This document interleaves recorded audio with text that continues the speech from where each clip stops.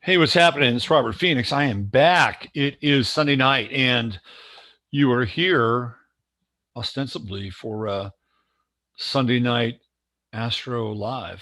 How about that? We're here together again, aren't we? I was listening to Stone Temple Pilots. Hold on, let me throw a little bit of light on in this room. Hold on.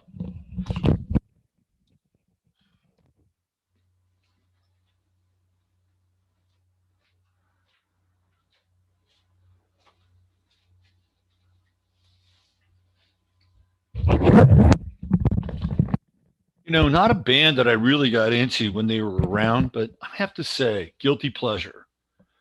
Stone Temple Pilots has become a guilty pleasure. All right, let's see where everybody is. Where are we? Sunday Night AstroLive. Come on now. Come on in. There we go. It's happening. Okay. Yes, I can see me and you can see me, and we are all here together, seeing one another. Seeing one another. There's the lovely, intelligent Jonas. PB, what's happening? Miss Nikki's here. Ani Brito, the wenchiest with the wrenchiest. Great picture of you, Ani, by the way. You and V looking very smart together. Very smart and chipper. Rain de Blanc in the house. What's going on, Rain? Love your jewelry. Great stuff. Breview playlists. She's here. The introspective woodworker, my man Ryan, in the house. What's going on, Ryan? Michael Pafford, Susie Gemini. Susie, I really appreciate your comments over there on the old Rumble side of things. Nice to see you. Speaking of Rumble, right after that, there's the techno brat herself, Emily Moyer. Now, Emily and I did a great show yesterday. I got to say, we did a really, really great show. We did a mashup. It was really good. Let me see if I can find it here. Let me go over to Rumble Land. See if I can find Emily on Rumble. Finding people on Rumble is not always that easy, I have to say. It's always interesting about Rumble too. Like when you go onto their landing page, they got a bunch of animal videos. I'm like, okay, I get it. All right, maybe it's a good cover. It's a really, really, really good cover that the animal videos are there, because then they have other videos. They're like more like me. I'm not on their homepage. I should be. All right, let me see if we can find Emily here. Let's see what happens if we can put that in there. No. Let's see what else. Let's see. We do this. No. Not showing up. Let's do this.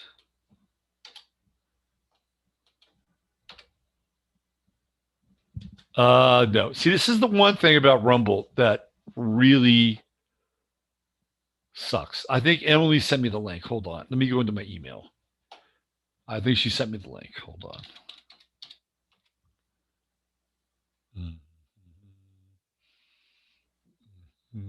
Let's go in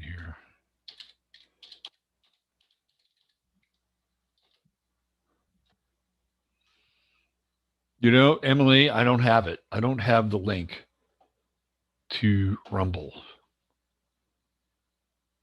That's a bummer. Let me just do one more thing here.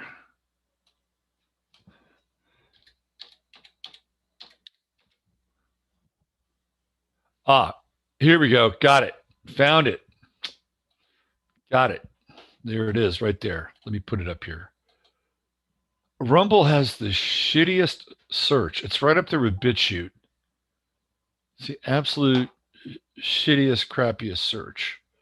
So, it wants me to sign in. I thought I was already signed in. Verify it's you next. All right, hold on.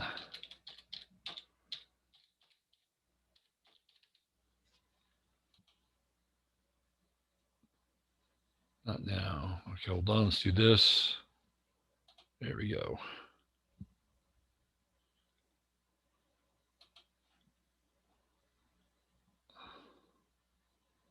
All right. So I'm back.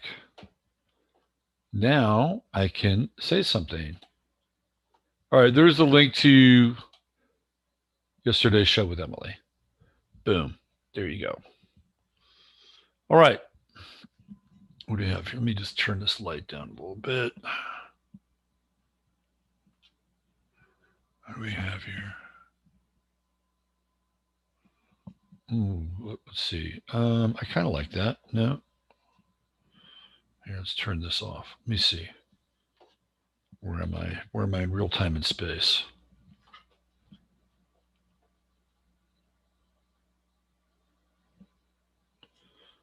Okay, I think that's it. Okay, I think we're good to go. Hey, what's happening, Jasper? You coming over here? Return of the Astro Cat? Oh, you're just going to hang out over there. Okay, that's fine. He's in the co-pilot seat tonight. That's all good. You can hang out there. As long as you're here, it's good. Okay, where are we? All right, let's see who else is in the old chatteroo here. We have Pallas Athena.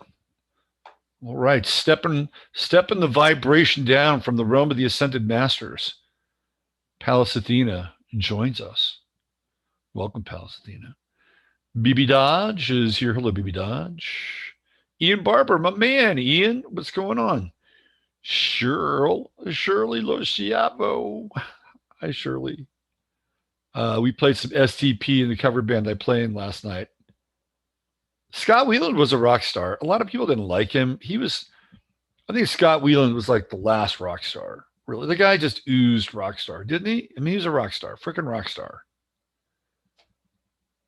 Let's see, who else do we have here? CC Jones. Hello, CC. WC Ray. I wonder if you saw the STP band. I bet you did. See just about everything else. Beth Berry's here. Hi, Beth. Good to see you. The Arkansas Traveler. Interstate. Yep. It's a good tune. Miawijico Catacorn in the house. Let's see. I walk through the universe. That's my path, walking through the universe.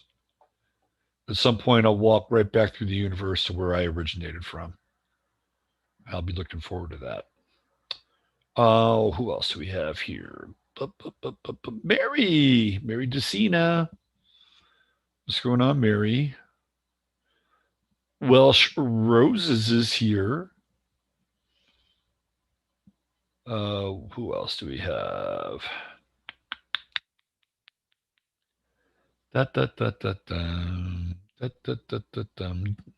JMP Love. Did I say JMP Love? Rita Perea. What's happening, Rita? EF Waves. Welcome, EF Waves 2. Betsy Hackey Russell, one of my Twitter pals. Always giving me some good stuff. Boy, did she give me some stuff on Sasha Stone. Wow. The Sasha Stone stuff is like, well, yeah, every time I see Sasha Stone, I kind of want to take a shower. He's really bright. He's very bright. He's very glib, but man. And then, by the way, Betsy, I went to a couple other places after that and went into the Orsini family. Holy smokes.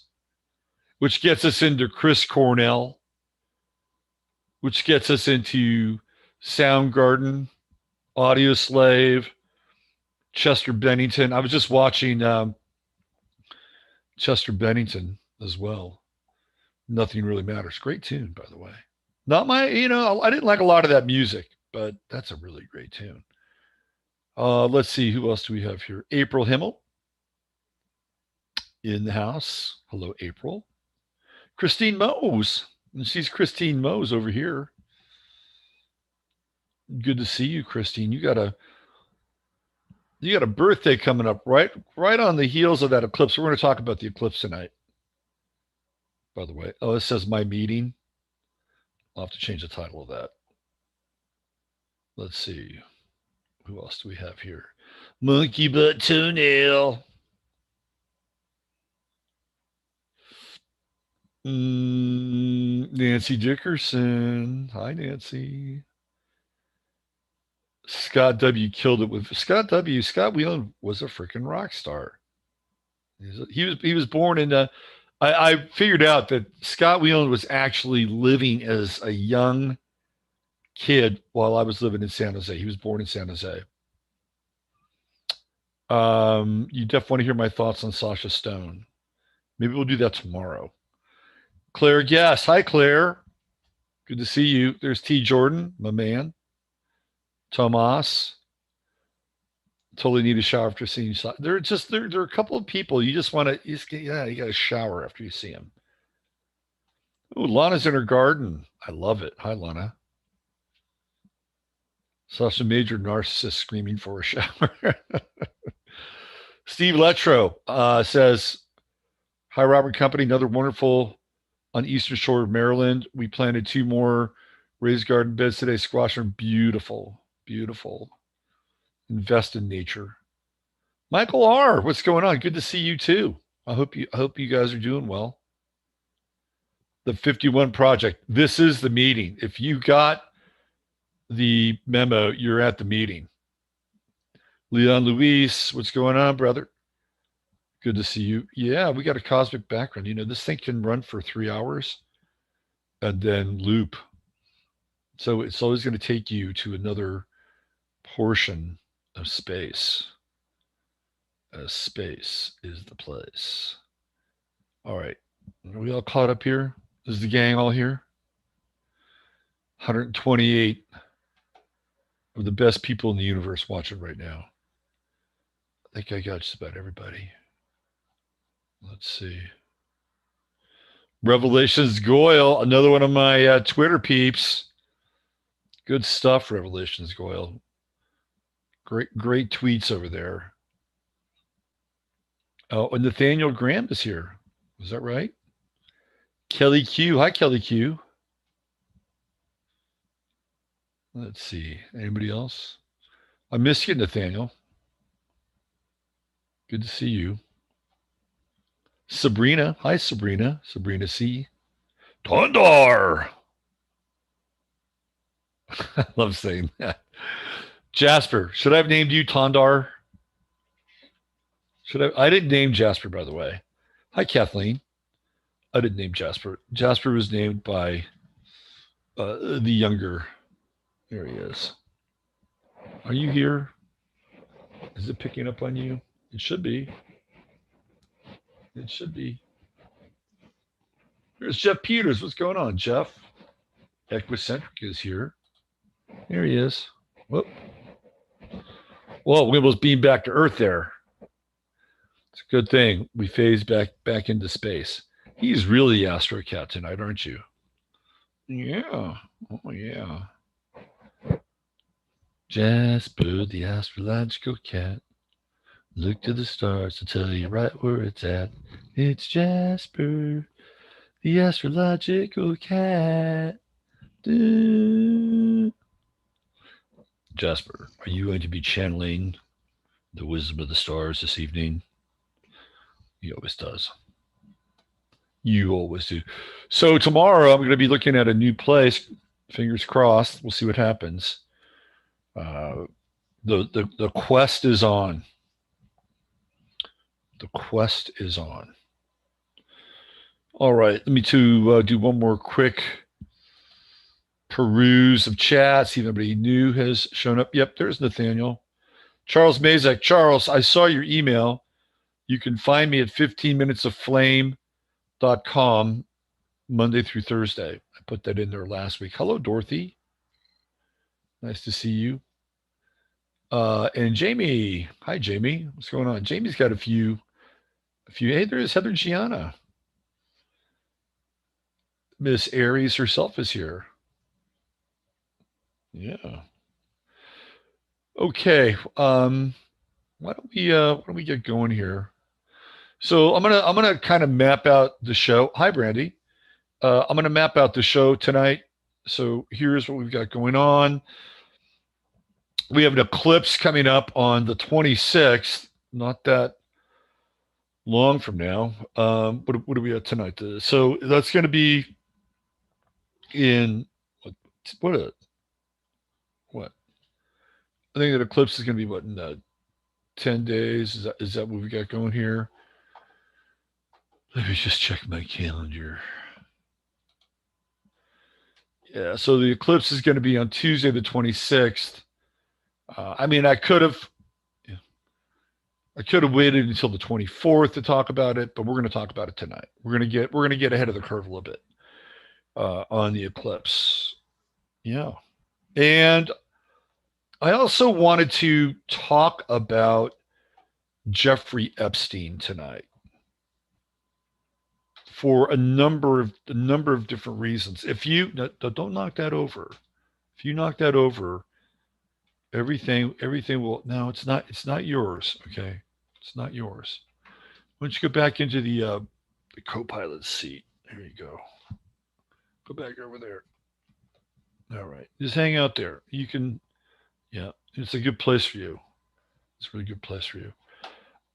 So if you saw the show last night with Emily, um, you would you would know kind of what I'm talking about or going to talk about with Jeffrey Epstein, and we're going to kind of get into his life a little bit.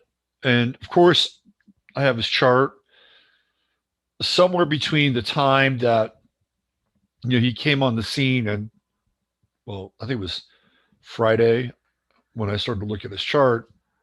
This chart shows up. So we have a birth time for Jeffrey Epstein. And theoretically, we have a death time for Jeffrey Epstein. And we're going to look at both of them and try to get into his very unusual chart. And not only that, but some parts of Jeffrey Epstein's life that you may not necessarily be aware of. So we'll get into that and my crazy, weird, far out theory about Jeffrey Epstein and the vaccine, and or at least one of them, Moderna. So we'll do that tonight, and we'll look at the chart of the moment, which we normally do, and try to get a sense as to what's so a lot of weird things are happening now. There's a lot of weird stuff happening. We have Fauci, he's getting moved out. Fauci's getting moved out. We know it's happening, right? The media is turning on Fauci. I saw a post on Yahoo News that was like, hey, Yahoo News is the most propagandistic of all the theoretical news sites. This is nothing but pure propaganda. So when they put up an anti-Fauci post on Yahoo News, it's something. Like there's definitely something happening. And apparently Fauci has his house on the market in Washington, D.C. He's done. This part of the operation is over. It's over. The mask stuff is being removed. Now, that's a little troublesome to some extent. That's a little troublesome. But so that's happening. Bill Gates is being managed out now. So let's just talk a little bit about Bill Gates and the effect of the divorce of Bill Gates. The divorce theoretically nullifies Bill Gates. And what I mean by that is that, like, when you're going through a major kind of public scandal, whether it's real or not, whether it's a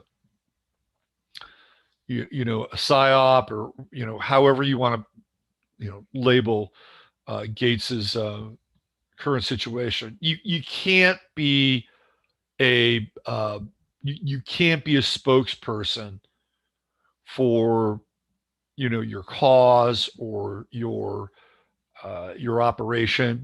And the reason why is because the questions of the divorce will come up in any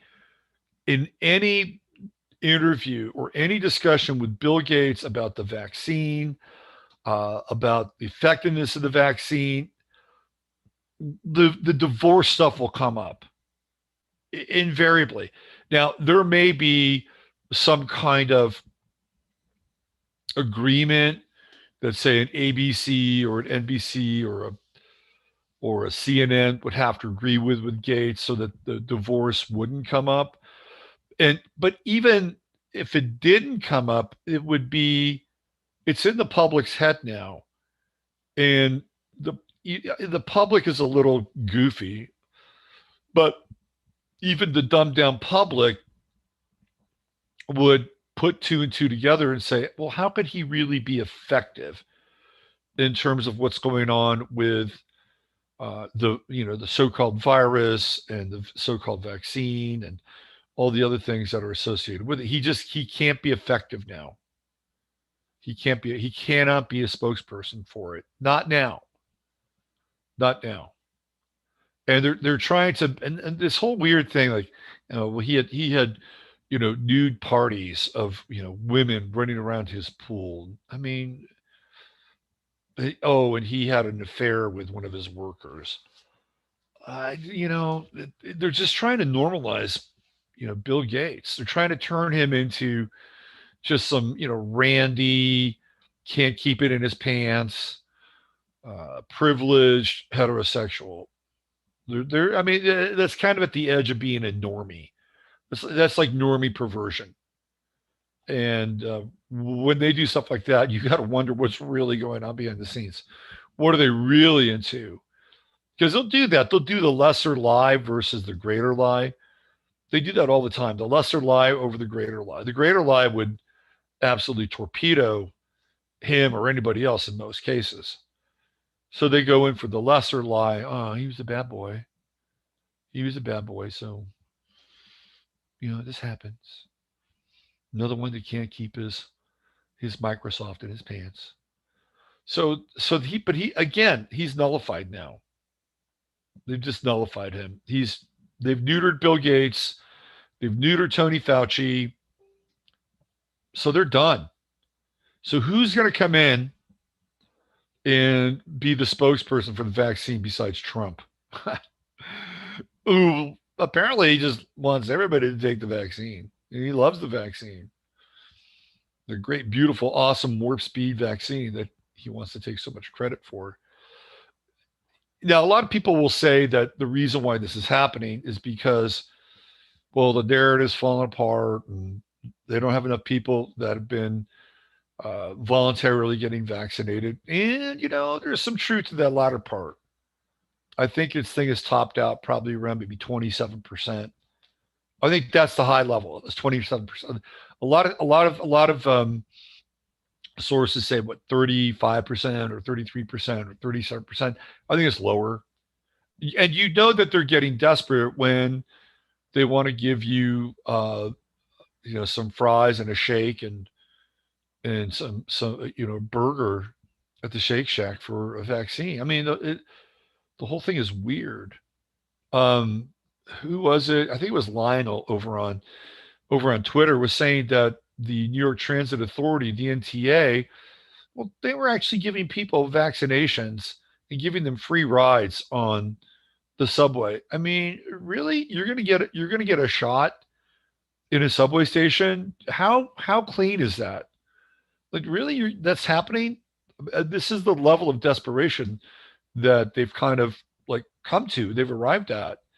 So now we're in this next phase, and the induction phase is over. It's done. All right.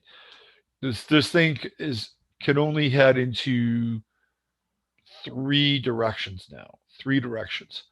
One is the end of the emergency use authorization, and that means Moderna and Pfizer.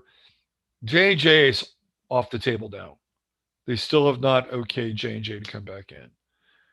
but Moderna and Pfizer, Pfizer are really pushing. I always get Pfizer and AstraZeneca mixed up. And AstraZeneca is out of the picture too. They're done. They can't use it. So they're pushing the FDA really hard, really hard to get authorization, meaning that, okay, the trials are over. We want you to give us the stamp seal of approval. These are safe, these are effective. And once that happens, then that's it. It's done. And theoretically, again, theoretically, they could mandate a vaccine based on the fact that the FDA has approved it. Theoretically, a lot of this has to be tested out. By the way, again, I want you to go listen to the MASH that I did with Emily yesterday. We get into a lot of this. I can't get into it here in the way that we got into it because, I'm already kind of dancing on the edge right now.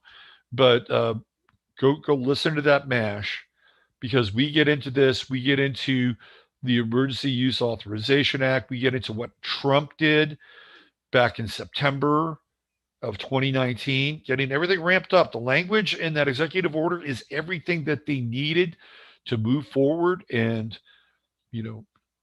basically tamper with the adjuvants and all, they cooked up that executive order in September. I think it was September 19th. They cooked that up just so that they could essentially move the mRNA vaccine into a trial phase. It's all in there. So go over there, go to the Rumble page. So Emily set the Matrix mash up over there because she gets in trouble when she when we get together over here on YouTube. So yeah, that's all there, and it's all part of what happened during that phase. So now they can make it. They can get the seal of approval, and boom, they take off. But now it's like, okay, FDA says it's all good. Now everybody's got to get it, right? Because in an experimental trial, even though the consent language is not in the emergency use authorization, it's still part of what's going on. You still have to consent to it. And that's always going to be the case. And they may make it so difficult, so difficult that you have to consent. But at the end of the day, it's all about your consent. So that's one possibility. Another possibility is that they've topped it off. They got the number that they needed to get to. And then the people that got the infusion, now they're engaged. And we could talk a little bit about that. I talked about it with Emily yesterday on her show. I'll get into it when I do the Epstein stuff. And there's the potential of like something very new, like the new variant is the new human. I'll get into that a little bit. And then the third potential here is that they just move off of the virus altogether, and then they move into something else, and that's a real possibility. So these are the three things that I think are kind of in the air. One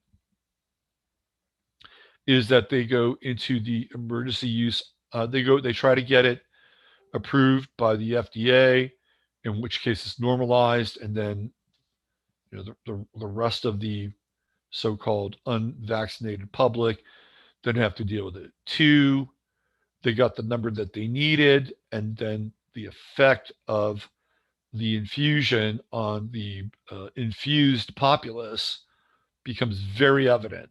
And now we're dealing with a whole new kind of wrinkle in our reality. And then three is that this part of the plan is over and they're getting ready to move people onto the next phase, which I think has to do with disclosure. The disclosure piece is coming. It's coming really soon because the information that's coming out on Fox, they're using Fox as kind of a release valve for the disclosure stuff. And they started talking about this last year with Tucker Carlson. And I was like, really? Really? Tucker's talking about UFOs? Oh, wow. And it wasn't just like a one off, it was more than one. It was a three off, a four off, and they're still doing it. So this is kind of where we are now. We're in this weird lull, this very, very weird lull. What's interesting is that this eclipse that I'm going to talk about, which is on May 26th, is the same day that George Floyd theoretically got his neck squeezed. That's kind of interesting that we have this eclipse happening at that time. It's a year to the day. So are we going to go through more of a summer of Floyd? Possibly. Possibly. We'll get into some of that. The other thing I wanted to continue to mine is the mask. I was on, I think it was Twitter, it may have been Twitter. This guy, he got a tattoo of the mask on his face, so that people would think that he's still wearing the mask. It's like it's it's really bizarre. From an astrological standpoint, that's Chiron in Aries. That's like the wounded head. That's the wound. It's like, when did our nose and our mouth become these gaping wounds in our in our biology? Because really, that's what's happened over the past year.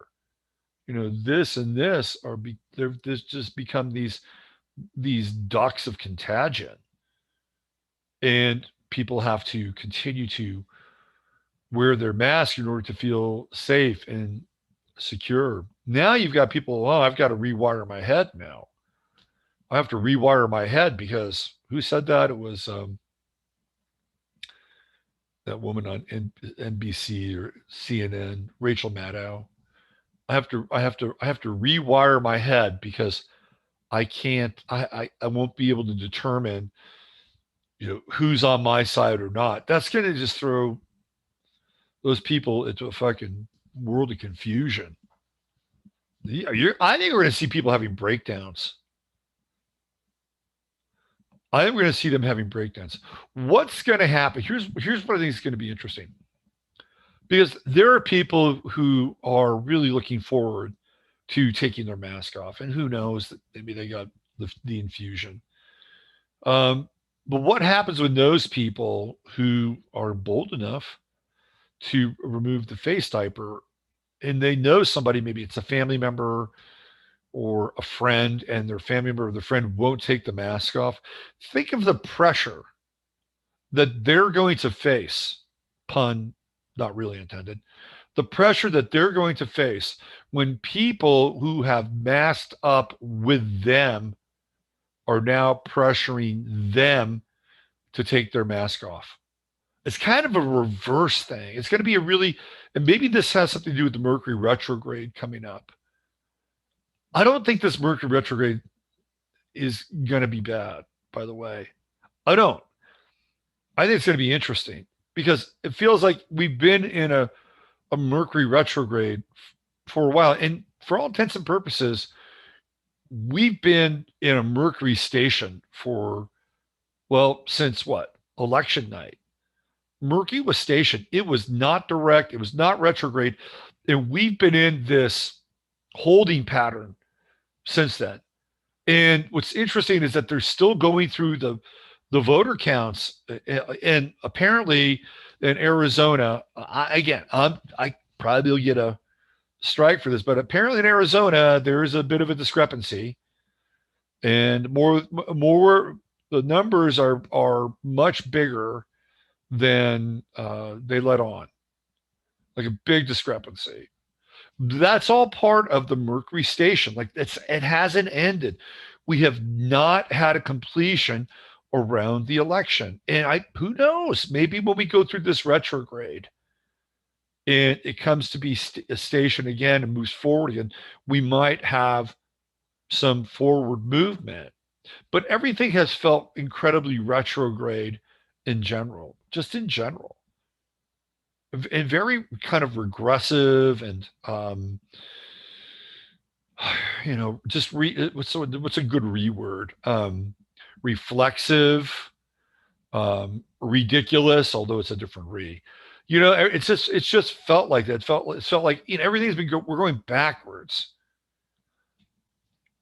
in terms of theoretical race relations. We're going backwards. We're moving back into segregation. That's another kind of iteration of this.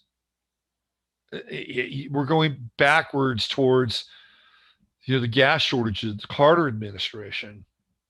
By the way, Biden is a combination of Carter, Woodrow Wilson, and FDR, all rolled into. Oh, and LBJ. He's LBJ. He's Woodrow Wilson. He's FDR, and he's Carter, all rolled into one. That's who Biden is.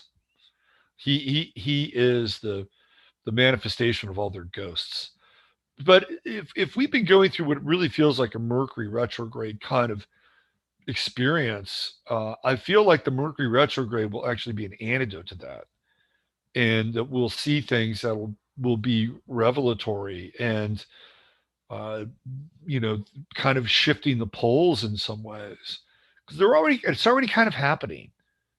When you look at the Fauci situation and you look at the Gates situation, there this weird kind of electromagnetic reversal is starting to take place. And again, it could just be part of the script. But there's something on the other side of this where people are really waking up. And I don't think we can underestimate that. We can't underestimate the fact that people are becoming like these lighthouses and really being these beacons of truth and doing their best to shine a light on what's going on in the world. Now that can be a little bit tricky because not everything that you're going to read or come across or research is going to be the absolute truth. They may have portions of a truth. Always, try to sift through those things and do your best to vet, and always ask yourself, well, who is this person? Where did they come from? What would they profit off of? Remember, most of the people who are going to be worth their salt are not going to be kind of on, in the top 10 or the top 20 of the world that we're talking about. It just doesn't happen that way. Every now and then somebody will creep up there and they're trustworthy. So, just use your discernment, because the hardest thing is getting into a place like this where we have this collective awakening, and then they insert all these different memes or they insert all these different programs. And again, I believe Q is a program, and you may disagree with me. Now, the best thing that Q did, in my estimation, I've said it before, incubator. Q is an incubator. It woke a lot of people up, kind of simultaneously, because they felt like they weren't alone. That's the one thing that happens when you start to rub your eyes and wake up from the matrix. In a lot of cases, you feel like you're alone. And that's why it's really difficult for a number of people. But the Q thing kind of solves that. And that there were people figured out, well, we're not alone. And all of a sudden, where we go one, where we go all, and all that stuff, right? And it's outlived its usefulness. The operation is closed. So again, when you get to a point where people are opening their eyes and opening their minds and opening their hearts, it's in the best interest of the people that control the scripts to give them something to believe in or follow, and just lead them into another free range pasture. Anyway, okay, why don't we get going? We'll do a little invocation, look at chart of the moment, and then we'll get into tonight's program, which is going to be looking at the upcoming eclipse and some interesting stuff around Jeffrey Epstein and his chart. Okay, here we go. Love this space in the background. It's great. Space is the place right there. Whether you believe in space or not, it's a pretty cool concept when you think about it. All right, here we go.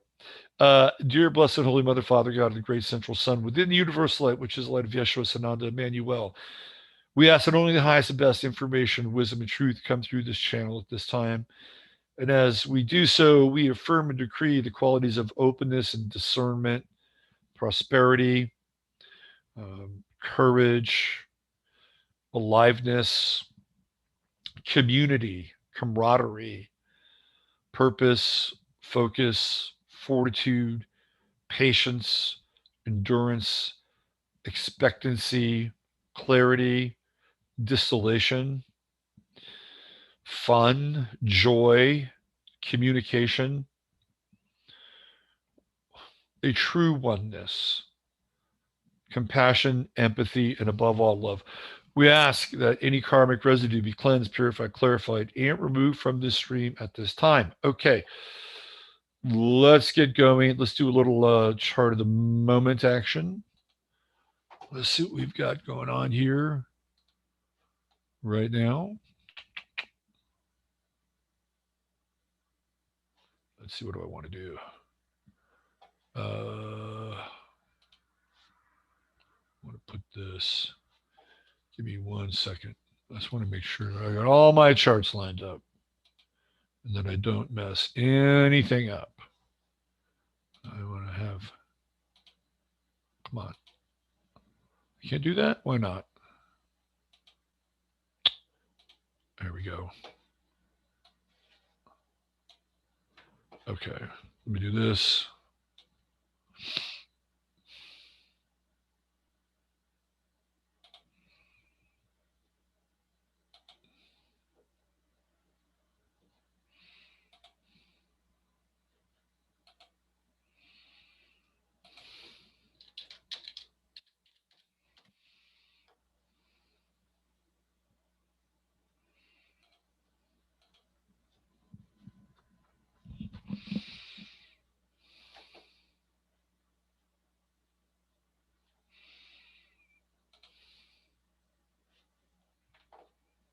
I'm still here.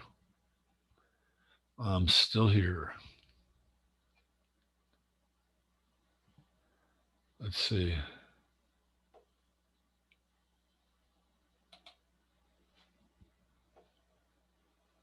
All right. There we go.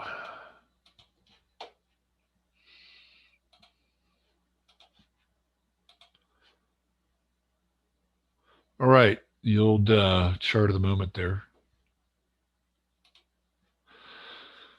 There she goes. Oh, let's see. What do we have? 8:50 p.m. Yep.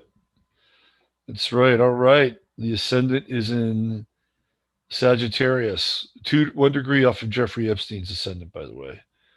He's 2 degrees Sagittarius. All right. We're in the last degrees of the Cancer moon. So tomorrow, at some point tomorrow, we're going to move into that Leo moon on a Monday. I like the Leo moon. I think it's a really passionate and alive and lively moon. There could be emotional drama with the Leo moon. I will say that. Could be emotional drama. But by and large, I find it to be a very generous and creative moon, and a moon that actually loves children. You know, I mean, the moon is the mother and Leo's children. It's a really good moon for nurturing and loving and playing and having fun, and it's a good moon. It's a good moon to be like a baseball mom or a soccer mom. No, I mean it's more than that. Now we are going to run into a square. Let's see, opposition. That's going to be probably more towards tomorrow night and going into Tuesday. We have the Moon Saturn opposition, and then the Moon square to Uranus. That can be a little rough emotionally. And it's like wanting to break out of ruts and habits and patterns. Moon Uranus square, you want to break out of emotional ruts. You're tired of channeling and experiencing your emotions. If you've been, and this is interesting too, because now we get into the I don't know, how would you call it, the timing of the lockdown and the unlock, right? Because we've got this moon in Cancer, and the CDC stuff, and like Costco is and Walmart are now messing around with some of the mask thing. Like if you work there and you got a vaccine, it's bullshit. You don't have to wear a mask if you work there. And I think in Costco's, some certain Costco's, like you don't have to wear a mask now. So, and that was interesting. A lot of this stuff came in right around Friday. We had the moon in the final degrees of Gemini. So we're getting into that Gemini energy, beginning in the bifurcation, or maybe trying to bring the bifurcation back together again. And over the weekend, you've seen like the attachment to the mask. You've seen the attachment to the, the state, the emotional state. It's sort of, it's kind of like when you're a kid and you have to give up your binky. That's what it's like. And again, they're both connected to this, this kind of, oral cavity, right? Um, so the mask is sort of like the second childhood with the binky thing. And in Cancer over the weekend, it's like, no, I don't want to do it. I don't want to do it. You're gonna have to rip it off my face. And some people are like that. So when we get into the moon in Leo, for the people that have been really attached to their face diaper, that moon square to Uranus is going to be disturbing. It is going to freak them out. You're going to see people getting freaked out. That's my sense. You're going to have, and remember too, some of these people have had the infusion as well.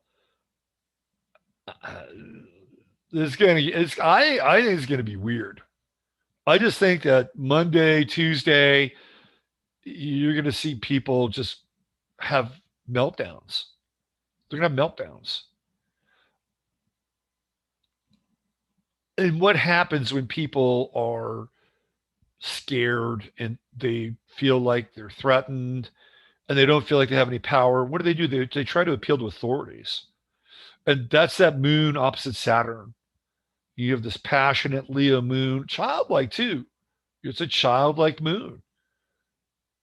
And it's not the best kind of child. Like you're childlike and childish, it could evolve into childishness. And you can have, this Leo moon opposing this Saturn in Aquarius and just appealing to authority to not do this, to make sure that, and you'll hear this too, because they're going to want to know if somebody hasn't been infused.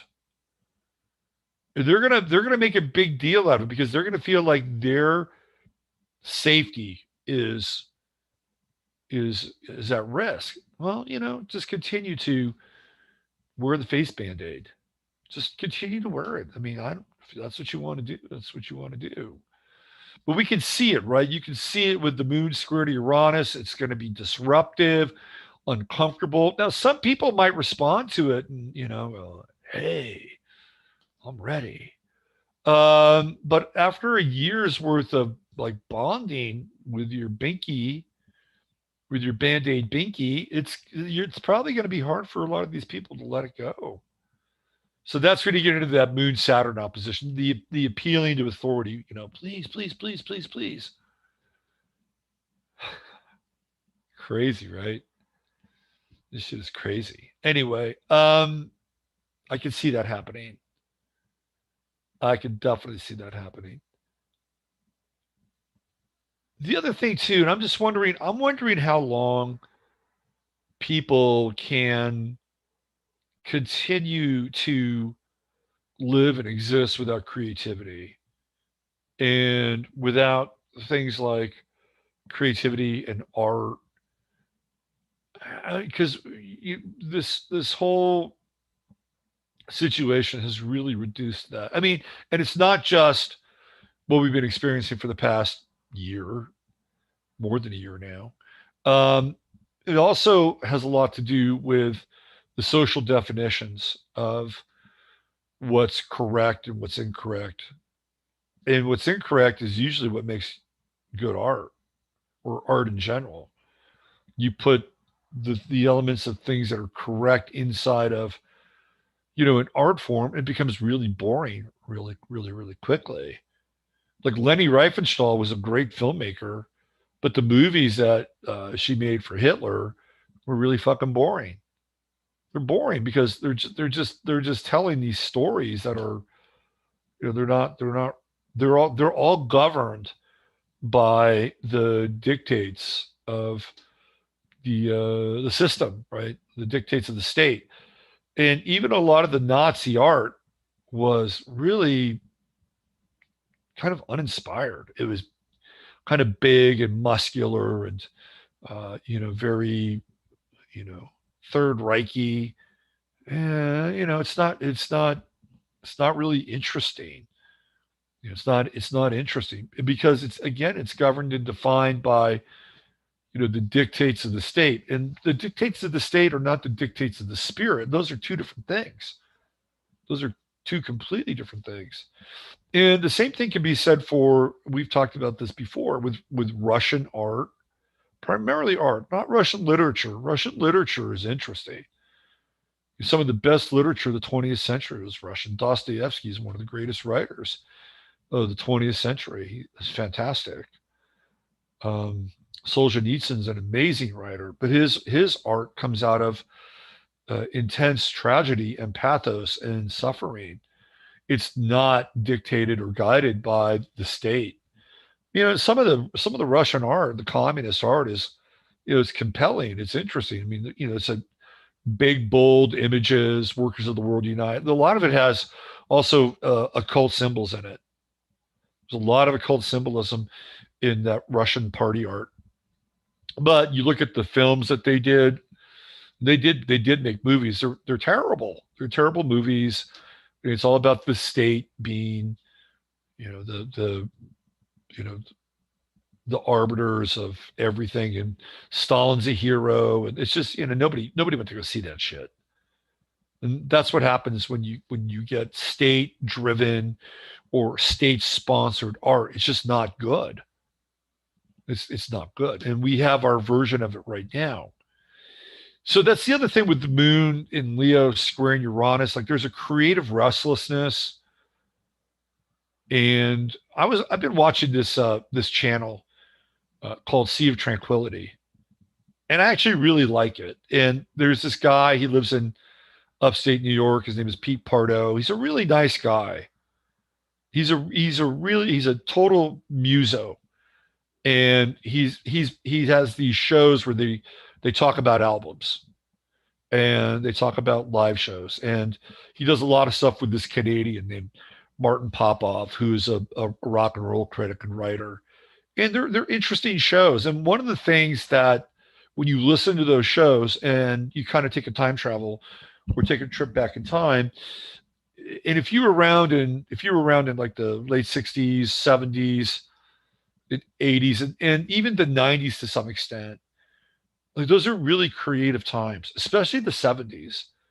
The 70s are incredibly creative with film and music, really, adventurous stuff. And a lot of it has to do with the fact that technology is developing. Um, the world is kind of getting connected during that time. People in Africa are listening to Western music. You have like Fela Kuti in Nigeria who's listening to James Brown.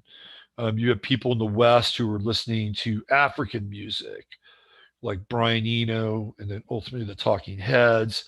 So the world is getting connected, and we seem to, forget that the 70s are this incredible, like, period of time. 1970, the Doors are still around. Like, the Doors are, and at the end of the 1970s, 79, like, Led Zeppelin is ending. The Police are coming on the scene. The Sex Pistols had been around already for 3 years. The Sex Pistols show up just a little over halfway through the decade. So the 70s are this incredible time of creativity, and that's one of the things that we've really lost in a lot of ways. And not that there aren't creative efforts taking place on YouTube, because there are. I mean, the stuff that people are doing on YouTube is really kind of the next iteration and next generation. And by the way, we're going to have Martin Lightkey on the Friday Firecast. I'm really excited and totally psyched to interview Martin, who has a channel called Flat Earth British. So we're going to find out a lot more about Martin, and we're going to get into Tartaria. We're going to really dive in and get his thoughts on it. And by the way, John Levi has a new video out today, and it's mind blowing, absolutely mind blowing. And he talks about these other species that are on the planet, and man, there's some crazy, wild shit in there. And the thing that I remember having this shift in my consciousness and awareness. I can't remember when it was, but I would say probably somewhere back in like the 2000s. And I was thinking to myself, a lot of these chimeras and a lot of these, these mythological beings, I bet they were real. I bet they were real. And again, I was kind of working it through my brain, thinking about sort of the Atlantis scenario where they were playing with, genetics and hybridization and chimeras. I was like, oh, that makes total sense. That makes total sense. And, since then I've completely,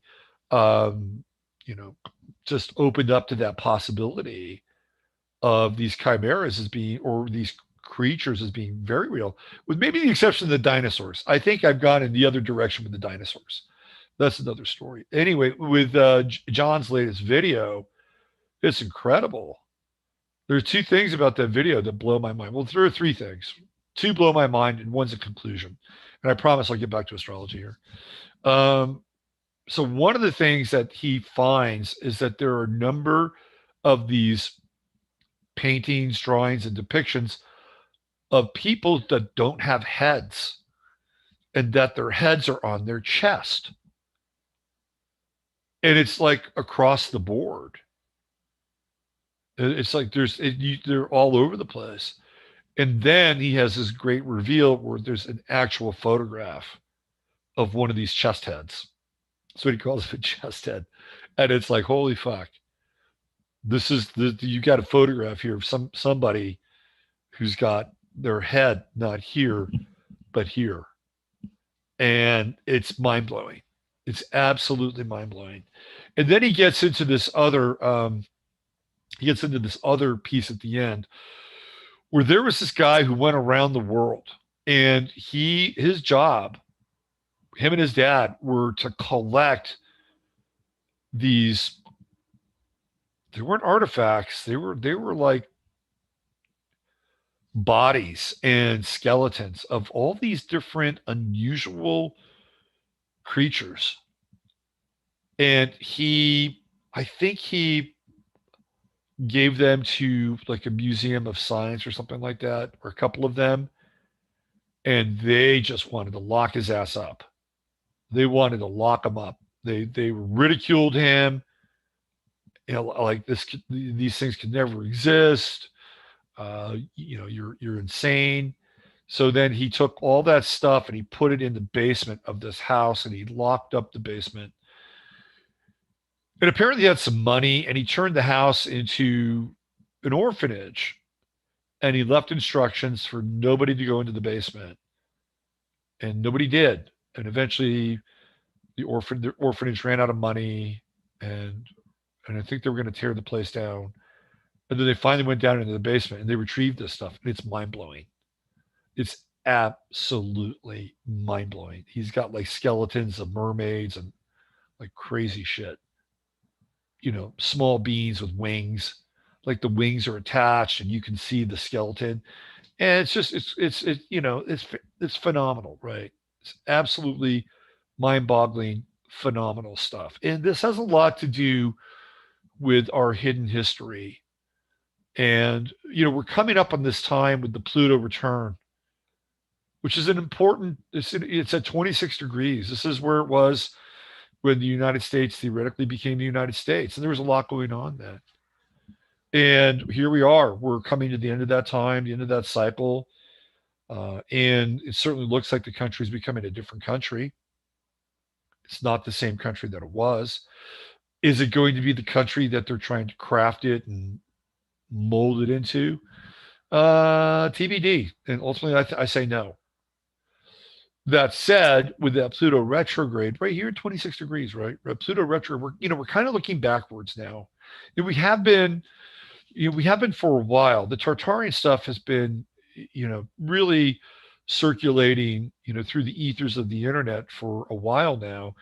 But it's becoming so popular, or such a topic of conversation, that the New York Times did a hit piece on it.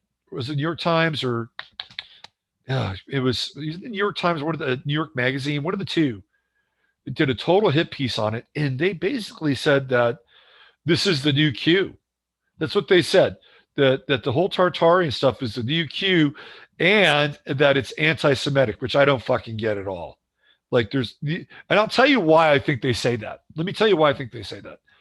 I think they say that it's anti-Semitic because what it does is it completely pulls the rug out from under history.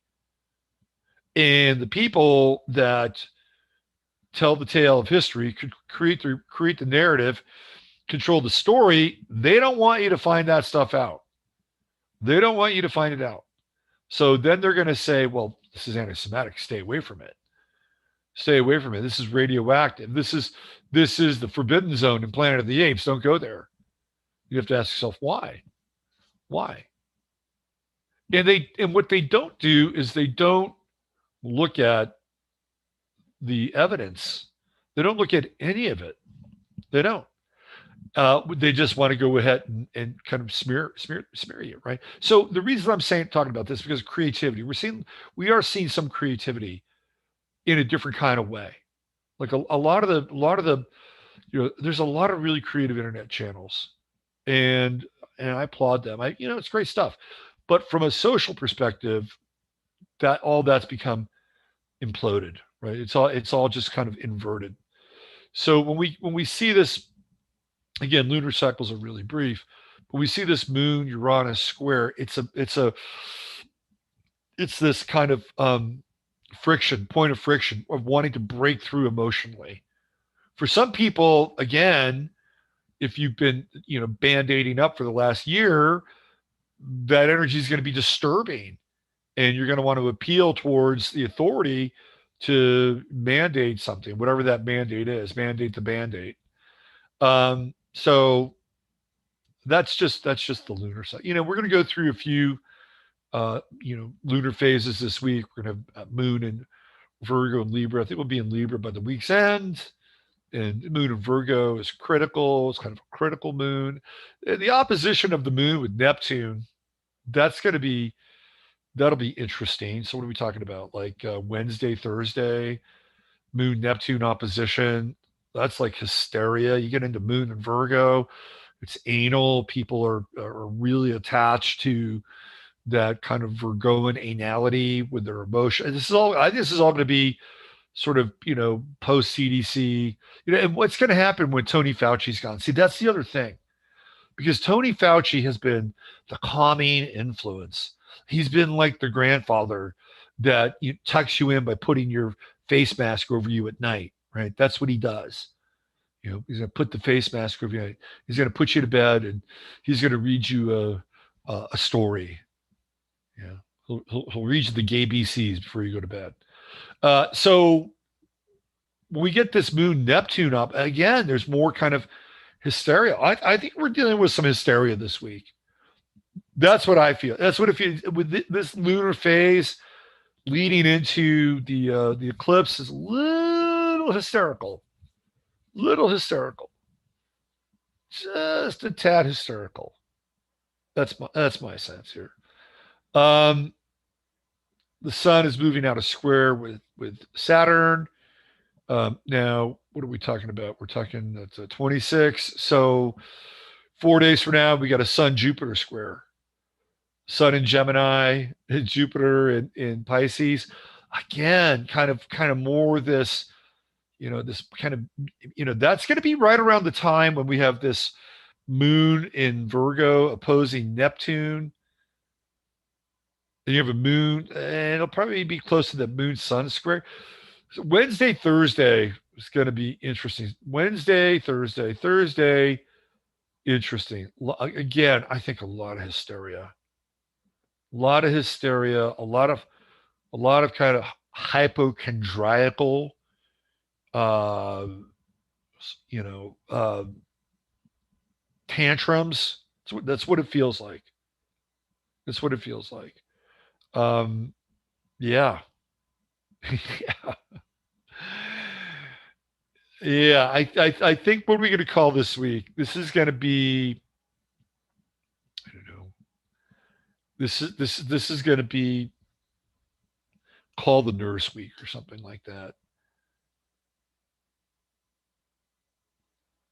If you're in the pharmacy business, if you're in the pharmacy business, I think you're going to get an uptick in your meds this week. That's what it feels like. This is a nurse week. This is med week. Let's call it med week. The other thing too is we're still going to be dealing with some fallout around the I, the I and the N and the F and the S and the U and the N. We're going to be dealing with that, and keep your eyes peeled on that. Now the actual cycle for the infusions is winding down here in this town. There's no longer any uh, you know coordinated efforts to hand out the infusion. That's going to be at the Walgreens or HEB or whatever. So we're winding down from that, but I think you're still going to see people want to push it, especially for the kids. Now the kid thing is interesting because we're about to go on summer vacation. The kids are about to kind of wind down here with their school. And are they going to try to get as many kids infused before school's over? Because a lot can go on between now and the fall. Now, I know there are going to be some families who are going to want to travel, so they're going to do it anyway. It's not going to be dependent upon what's going on with their school. So, but again, this kind of point of contact, if you are going to school, it's like that pressure that's going to be dialed down a little bit because it's not happening now. If we go into the fall, and we can certainly go there, that's maybe going to be a different scenario. We're going to have a few months of reprieve here, and who knows, maybe they'll dial things back up, and we're in another phase. But for now, you're going to get to deal with, especially this week, this whole moon transit is going to be wacky, really, really wacky. Um, what else do we have here? Anything else that's worth noting? I do like where the sun is right now. We got a sun Pluto trine. We'll get some of that tomorrow and Tuesday. The final 3 degrees here of sun in Taurus, and that's a strong aspect. It's a really strong aspect, and on a personal level, you can make solid and transformational changes over the next few days here, because we're not going to have the sun in Taurus again for a whole other year, right? So in order to kind of catch this wave, look at where Taurus is in your chart, and what kind of easier, deeper, go with the flow, grounded application of change can you activate in your life. It won't be that hard. It won't be that hard, but you can do it, and you can do it to a point where you can um, kind of put a new pattern in place here to last you a whole year, until next year when the sun comes around in Taurus again, and you get to apply it one more time. Of course, we get to do that with all the Earth signs. We'll have another opportunity to that in Virgo, but again, it'll come in a different place in your chart. Right? It won't emanate from wherever Taurus is in your chart. Let's see. We got a little inconjunct here with Mars and Saturn, and we'll have that for a couple of days. We're kind of in that orb, and that's an interesting inconjunct because again, when we deal with Saturn, what are we dealing with? We're dealing with authorities. We're dealing with father figures. We're dealing with corporations, and we have Mars in Cancer, which is kind of guided and directed around protecting and defending. It could be emotional, and the inconjunct is what's the connection between the two? What is the connection between the two? How do we assert ourselves in a way where we're doing something that's going to be nurturing and protective and kind of deep and soulful, and how do we do it in a way where we can define it in our own way against this kind of Saturnian, and the whole thing with Saturn and Aquarius. I mean, to me, this is the fourth industrial revolution. This is the reset. This is the technocracy. Saturn, we got a dose of it last year. Saturn went into Aquarius in early 2020, and then it reverted back into Capricorn, and we saw it. We saw it slam bang, boom. Stop the spread for 15 days, and a year later, here we are, right? So this Mars inconjunct is perhaps people kind of getting the confidence or getting the gumption or getting the this kind of self-assertion, which is not easy in Cancer. It's not easy, but maybe this inconjunct is kind of this underlying current here where you're looking after yourself. That's really what it's about. You're looking after, and you, by the way, should continue to look after yourself. It's a very important and underrated aspect of our evolution, our personal evolution. And Saturn's authority too. It's like, how do you incorporate authority? To me, this is like, we know how to take care of ourselves. We know how to take care of ourselves. By the way, I had a great reading with Sayer G on Thursday. I love that guy. He's great. He's totally great, and he told me some stuff. Wow, wow. Like he was put on a hit list with 9 other of these alternative healers and people speaking out against. You guys probably know all that, right? You probably know that. But Mercola was in there, and and this is what we're those people have been trailblazers. They've been out there in the front lines, and they've been fighting that fight, which is, hey, look, we know how to take care of ourselves. We know how to take care of ourselves, and they took a lot of flack. They've taken a lot of flack for us, and Mercola had to take a bunch of his stuff down. So to me, this Mars in Cancer and this in conjunct with Saturn is us, right? It's us, and us being able to, assert ourselves and take care of ourselves. Let's get to Cancer, right? Cancer is about caring and nurturing and healing and feeding. So this is going to be an interesting few days here with and again, I do believe that there's some momentum, and I do believe that there are a number of people that are moving in this direction. So from the Saturn side, we may see, maybe another level of backlash over here, with over the next few days with that in conjunct. So keep an eye on that front as well.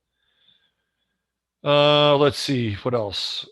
Mercury is getting closer to being in square with Neptune, and that's an ever shifting sort of topography of information and truth, and that's now we're into the Thompson twins, lies, right? Lies, and that's happening, and this is going to get stronger over the next few days. And then we'll be going into the retrograde by the end of the month.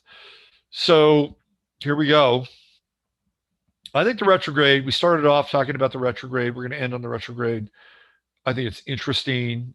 And I think it's going to be different than what maybe we've experienced with other Mercury retrogrades.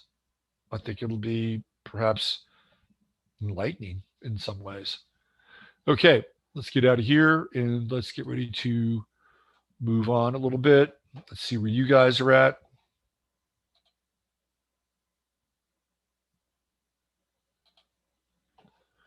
Let's see, we got 255 people. All right. Let's see. I just ate an entire tube of Pringles. Marijuana is legal in my state. All right, dude. Way to go. Let's see. I saw the Thompson twins live, and there are only about 25 people there. Ooh, that's rough. I don't smoke, but I like the way it smells. Let's see. Who else do we have here? I miss Pringles now that eat healthy. Laugh out. Pringles have some shit in them. Pringles have something in them that makes whatever they have in Lay's look tame. Okay, Danny J, what's going on, Danny? Good to see you. A lot of people saw the Thompson twins. I never saw the Thompson. Hey, what's going on, Steve? Good to see you. Hold me now. It's an early night for us. Good night. Hey, Crimmies, they're here. Night. Oh, we got some trolls. Well, we got some sheriffs. The sheriffs can take care of the trolls. I have huge confidence in my sheriffs. Let's see. Who else do we have here? Why do I have a bad feeling that statement by Robert is going to? Oh, well, whatever. Whatever. Mercola was on Alex Jones and Bannon. Let's see. Anything else? Anything else here? Bam, bam. Yep. We got the 1-2 punch right here. Hey, it's Jer. What's going on, Jer? Nice to see you. Good to see you. Okay, let's get into this eclipse. Let's get into this eclipse.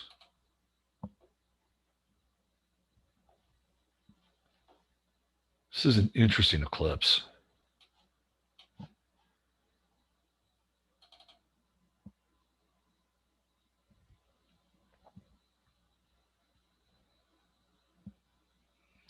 Oh, that's the Epstein chart. Okay, here we go.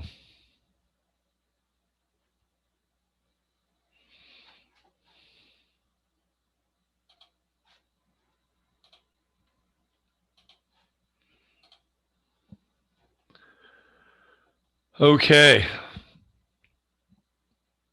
Look at the time that the eclipse is going to be exact. 11:11 universal time. It's kind of interesting. It's kind of interesting. If you're on the West Coast and you get up at 4:11 in the morning, you'll be able to see it. Over here in Tejas, we might be able to see it, although it depends on where the moon is. Certainly in Hawaii, this is going to be a Pacific Rim eclipse. So it's going to be over the Pacific Rim, which, that's Ring of Fire territory. That's earthquake country. And this is a blood moon. The moon will be closest to the Earth at any time this year. It's also called the flower moon. And again, the blood moon has to deal with debris particles in the atmosphere, which makes the moon look red. And this is a full lunar eclipse, but it will go through the penumbral stages and phases. And it's going to be at 5 Gemini right there. 5 Gemini, sorry, 5 Sagittarius, Sun, and 5 Gemini, my bad. 5 Gemini Sag. And we have a T square going on also with this this lunar eclipse. This is going to be an interesting eclipse. Now, one of the things that sets this eclipse kind of apart is that it's also a prelude to Mercury retrograde. So we get this lunar eclipse, and then we get Mercury retrograde happening just a few days out. So the end of May is going to be, it's going to be interesting. Very interesting. And usually it's solar eclipses that I associate with earthquake energy. But I would not be surprised because of how low and close the moon is going to be on this eclipse. And it's going to be over the Pacific Rim, which is the Ring of Fire. It's going to be really interesting to see what happens in that area. And keep in mind, it's a little bit outside the Pacific, but it's still within that zone. You've got war games going on with China and Taiwan, and a whole other kind of wrinkle to this thing. We've got Mars in the final decan of Cancer, so it's going to put it in the Piscean decan, and we're almost in a full opposition with Pluto. So this is a really charged time. And my experience with eclipses is that sometimes they're really powerful, really, really powerful. And especially on a personal level. Other times I've noticed that the eclipses maybe aren't as powerful and significant. But I feel like this eclipse coming up is definitely on the powerful side. I mean, just from the proximity of the moon, right? Just how close it's going to be and where it's going to be. So it's not at its lowest point, say, I don't know, over Kazakhstan or over Norway. Like, this is the Pacific Rim. This is the Ring of Fire. This is the hottest seismic zone, on the planet. And we know that the moon has a magnetic impact on us as beings. It just does. And we've known this for a long time. So if it has a magnetic impact on us as beings, it has a magnetic impact on the environment, and especially in a place where it's connected to water, right? Water. Now, there's also, we're dealing, just from a kind of an astrological standpoint with the moon in Sagittarius. We're talking about righteousness. We're talking about truth. We're talking about authenticity, all those kinds of Sagittarian things, which have really taken a back seat ever since we got into this nodal shift. And it feels, it feels to me like a bit of a game changer in a lot of ways, right? It's a bit of a game changer. And why is that? And it has to do with the fact that this potential for duality is going to be really exposed, right? It's going to be really exposed. It's not like it's a solar eclipse where, again, it's obscured, it's occulted. The moon is in front of the sun. You can't see what's going on, right? It's hidden. That's an example of occultation. Here, it's kind of naked, right? The sun is naked. It has no cover from the moon whatsoever. So this whole duality game is kind of out there and more exposed than it's been before. The other thing that this moon in Sagittarius connects into, and maybe not in a good way, is that there are religious connotations with this blood moon. And you go back and look at John Hagee's work around the tetrad moons, and he was all about the blood moon. He's all about the blood. And so I feel like that this blood moon is probably going to fit into sort of this religious context, and this idea that we're kind of matriculating into this time of prophecy, revelation, that sort of paradigm, right? I think you're going to get some of that during this blood moon, whether it's going to be kind of marketed and propagandized from that particular group or that particular sect, or there could be phenomena that they would attribute during this eclipse to whatever kind of prophecy that they can wrap their arms around, especially with the square with Jupiter.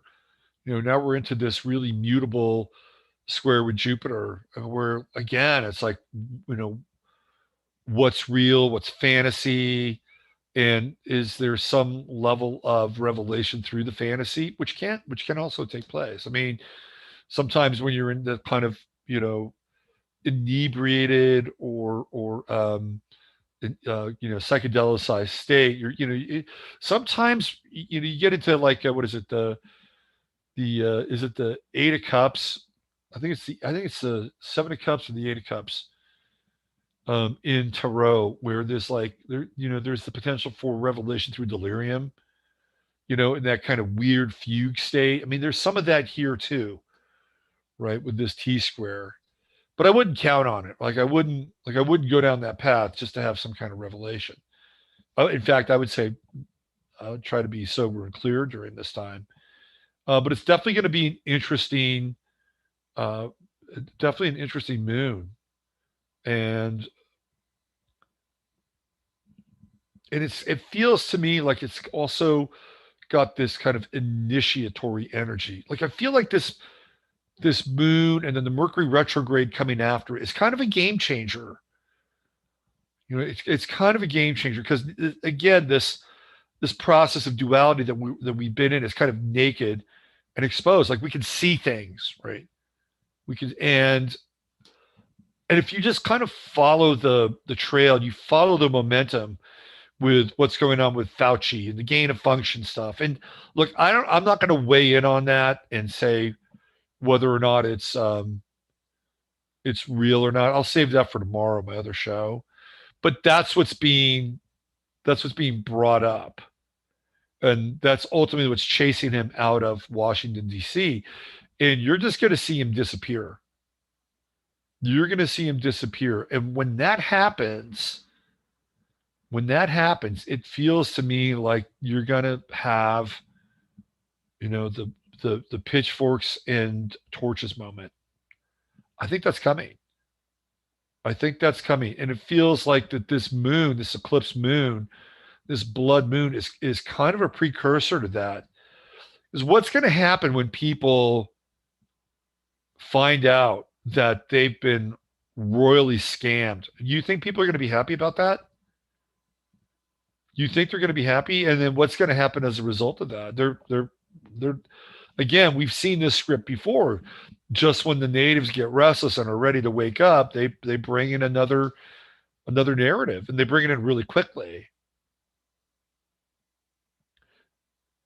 So this eclipse moon has the potential, I think, to have this kind of naked duality sort of exposed. And when we have even this Jupiter square to the sun, there can be like, really intense, because it doesn't matter what sign Jupiter's. Remember, Jupiter rules Sagittarius.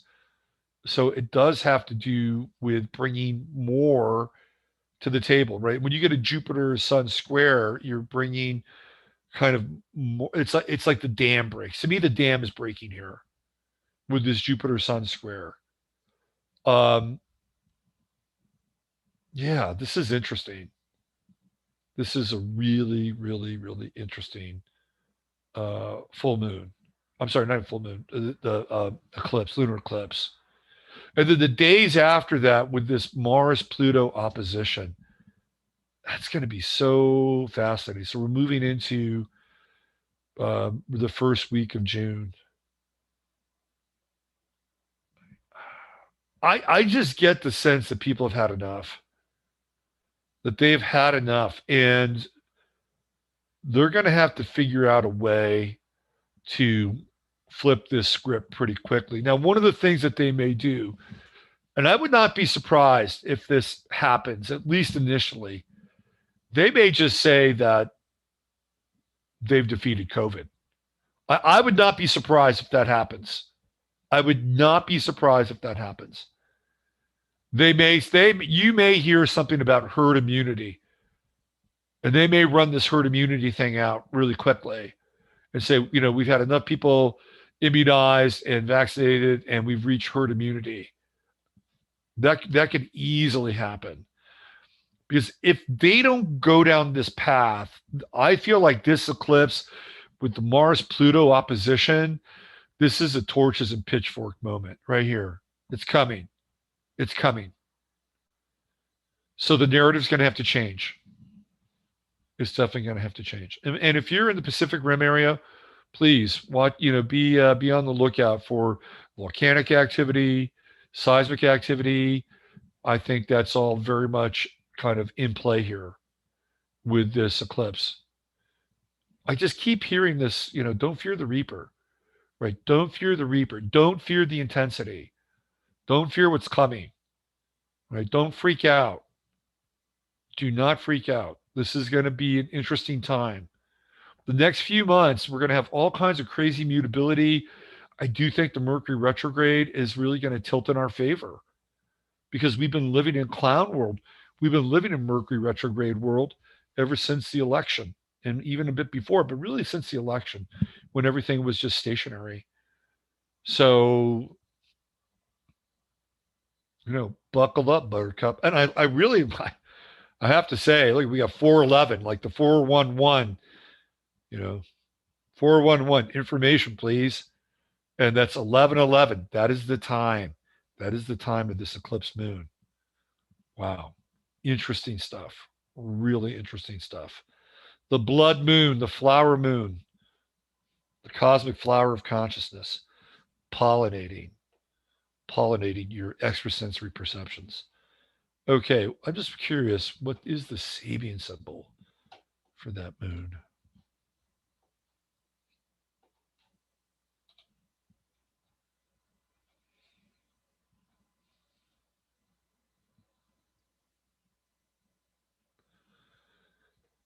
Yeah, this is an interesting Sabian symbol for the moon.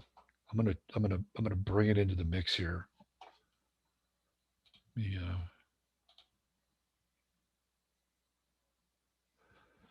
So the moon is at 523. Now, the way that I work with the Sabian symbols, this is just me. This is just me, and it's probably not orthodox. But the way that I work with the Sabian symbols is that once the symbol gets to the 30th degree, or I take that back, once it gets to the 30th minute of the degree that it's in 30 and beyond, you read it for the next. I read it for the next symbol. But before 30, I read it for the same symbol. That's just me. Now, both Linda Hill and Dane Rudyer and myself as well, I read the symbols in terms of trinities, right? You've got three phases of the symbol. So let's look at the symbol of 5 Gemini for the sun, and then we're going to look at 5 Gemini for the moon. Here we go. Let's look at the sun here. This is 5 Gemini for the sun.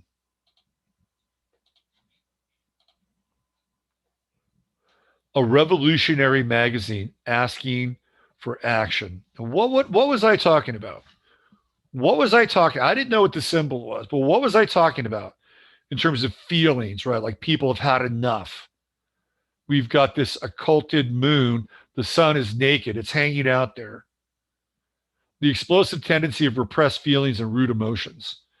Every movement overstressing one direction calls forth in time an equally extreme movement in the opposite direction. What have we seen for the last year? in what is the cosmic recoil here. This is particularly true at the level of the dualistic mind, symbolized in the zodiac by Gemini. What is rigidly bound in form and convention tends to explode into formlessness. It may do so violently if socially oppressed through revolution or at the psychological level in psychosis. Both of those are in play, by the way. Or it may withdraw inwardly into the mystical state in which one identifies with an unformutable, I love that, reality. The fifth stage is related to the first, for it is the experience of a world being so far unperceived by everyday consciousness which starts the process. In the same sense, a psychedelic experience may momentarily make the mind transparent. See, that's what I was talking about, right? Too, right? That kind of, semi delirium state where you become kind of aware of things beyond duality, transparent to a non ego structured realm of consciousness. And it may lead to a sustained attempt at understanding what has been revealed of a transcendent reality. Whether the revolutionary action is violent or peaceful, bitterly resentful or loving, the one desires to reach beyond established forms. This is the energy of the eclipse and the sun, right? People are like, done. We're done. It's also the same day as, guess what? The anniversary of George Floyd. So that's another revolutionary energy that's also potentially in play, right? So this is going to be a really interesting lunar eclipse. All right, let's check out. Let's look at Moon 5 Sag.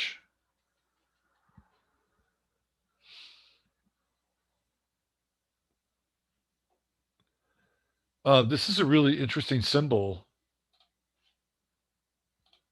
It's very different than what's going on the other side.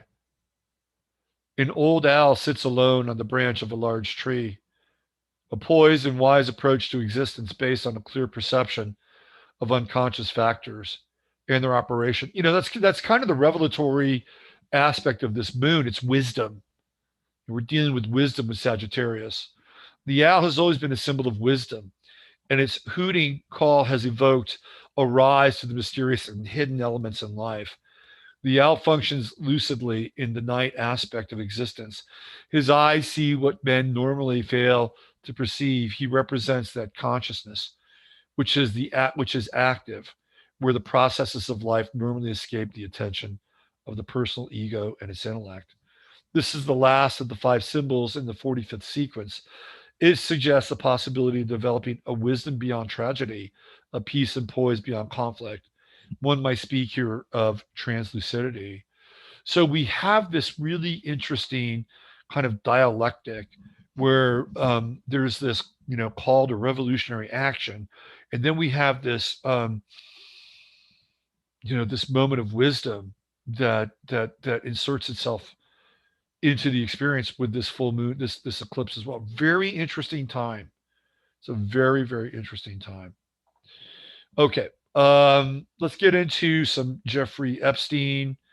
See if we can run this thing for another half hour, and then we'll call it a night. All right, let's check in with you guys.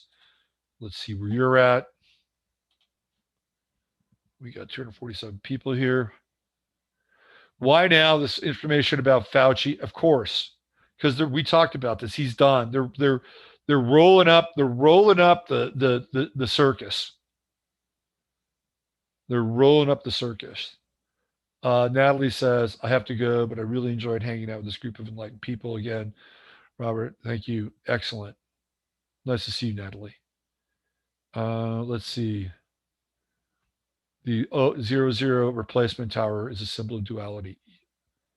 Let's see. What else do we have? Trish says, why now? This information about Fauci for a long time. I knew Fauci gave grant money for gain of function research. Yes, absolutely.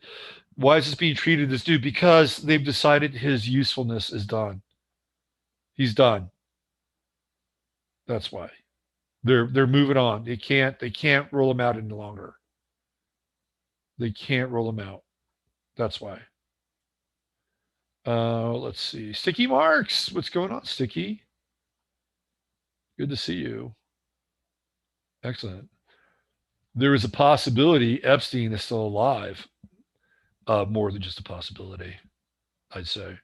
We're going to look at that. All right, let's bring Jeffrey Epstein into the mix. So one of the things that I was talking about with Emily yesterday is, well, first of all, Masaki, if you watch the show that Emily and I did, we talk about how Ra Castaldo told Masaki that his accountant, who had gotten a double dose of the infusion, he said to Ra that the internet's moving faster for him, and that the Excel sheet is like he's becoming one with the Excel sheet. So Emily and I talked about this other effect of the infusion, which is the synthesis between artificial consciousness and biological consciousness.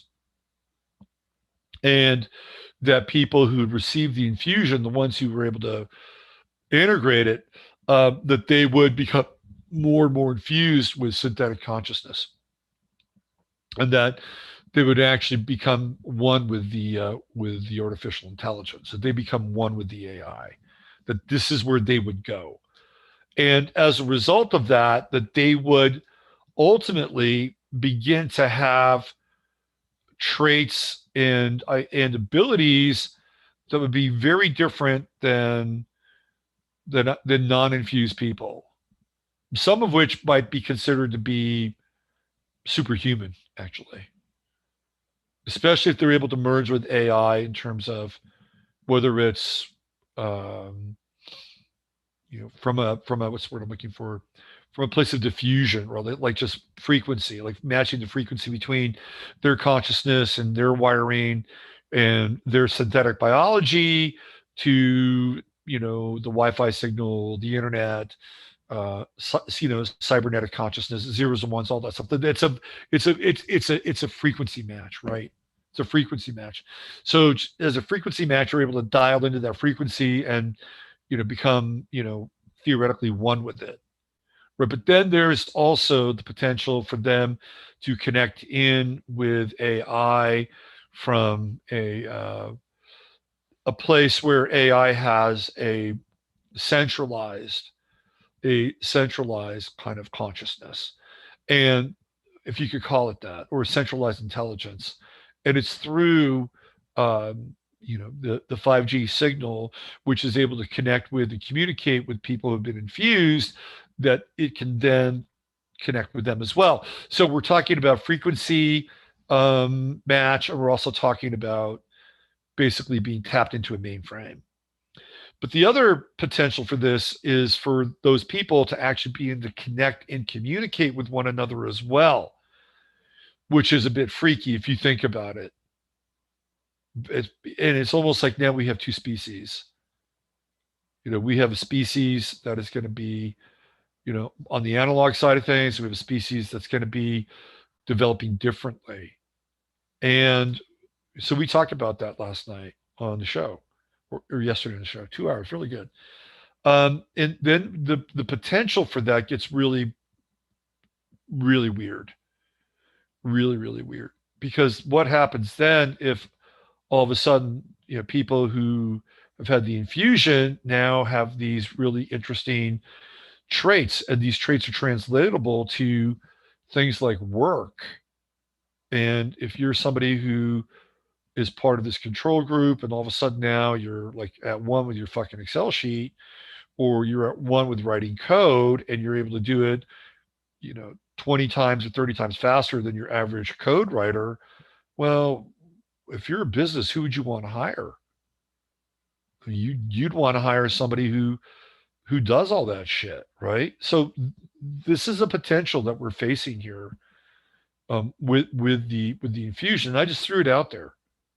And don't think that can't happen, because it could happen. It could happen. And then you have them beginning to develop along a line where they don't have the same kind of empathy, or they don't have the same kind of compassion, and then there's potential for the group mind, and oh my god, I mean, it could get kind of freaky, actually. So then you have another group of people who haven't been infused, and all of a sudden they're thinking, well, shit, maybe I should get the infusion because if that's happening to them, and they're the $6 million man now, maybe I should get that so I could, so that I can get employed, and I mean, it's kind of another way to kind of weirdly incentivize people. And I always thought that this would happen, but I didn't necessarily think it would happen in the way that I'm talking about. I always thought that at some point, people would get the chip. Maybe it'd be like Musk, Neuralink or something like that.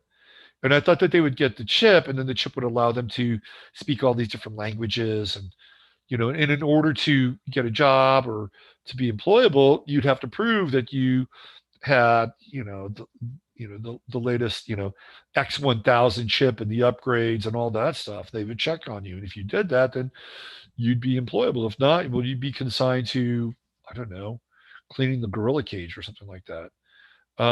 So I formulated that kind of scenario, but I didn't really include it in this idea of an infusion and that it might happen in that way. And then there's other possibilities here too, which aren't just things like the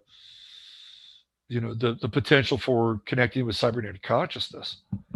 I mean, what if these little Charles Lieber machines begin to kind of replicate and begin to fuse themselves, with your muscle and your tissue, and the next thing you know, you've got humans that have an internalized exoskeleton that makes them less susceptible to things like breaks and damages to their bones, and all of a sudden they're kind of bordering on being indestructible. Don't think that this stuff can't happen, and don't think that they haven't played with this stuff in laboratories. They have, absolutely.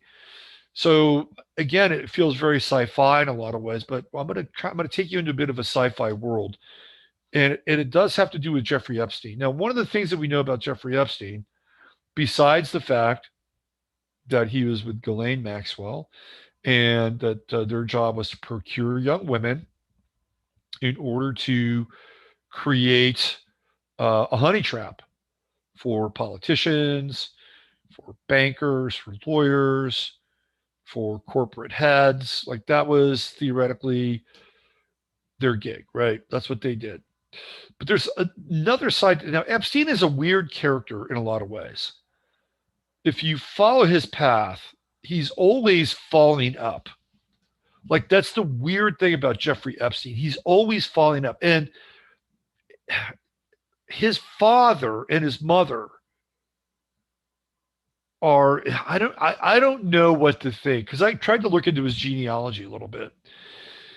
And you can only go back 2 generations with Jeffrey Epstein. You go to his father and his father's father and his mother and his mother's mother, and that's it. You can't go any further. Now, somebody like Marianne Williamson, I went back quite a ways with Marianne Williamson. I went back 4 or 5 generations with Marianne Williamson. And Marianne Williamson, here's the news flash. Marianne Williamson is Jewish, right? She's Jewish. And sometimes it can be a bit harder when you're trying to go back genealogically, because you got to go into places like Russia and Ukraine, and there just isn't a lot of records for people at times in that part of the world. Although with Marianne Williamson, it goes back at least 5 generations. With Jeffrey Epstein, you get his father, his mother, you get their father, their mother, and you get their father and their mother, and that's it. Boom, that's it. No more. So 3 generations. Now, his father supposedly worked for I think it was on Long Island.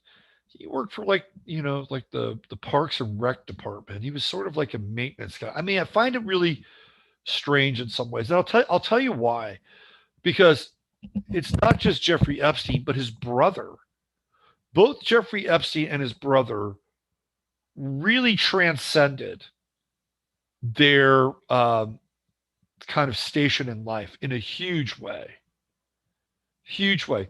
Usually what you see with like immigrant families, is they sort of step it up a little bit, step it up a little bit, step it up a little bit, and then, boom, rocket right. Jeffrey Epstein and his brother, it's like one generation. Now, I don't know what his father's father did. Is there just no real information around that? But his father and his mother had pretty mundane jobs. And yet they produced these two sons who have huge impacts. Now, one of the things, like just to give you again, we're going to get into his chart, but one of the things that you notice with Epstein is this falling up piece. Now, he started to study piano when he was 5 years old.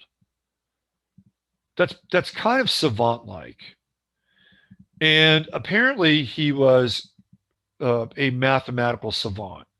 He never graduated from college. He goes kind of the route of Bill Gates and Steve Jobs. They drop out. He drops out. And he winds up getting hired by Bill Barr's father, Donald Barr. And he didn't have any issues at that private school where he taught math. He'd never taught math before.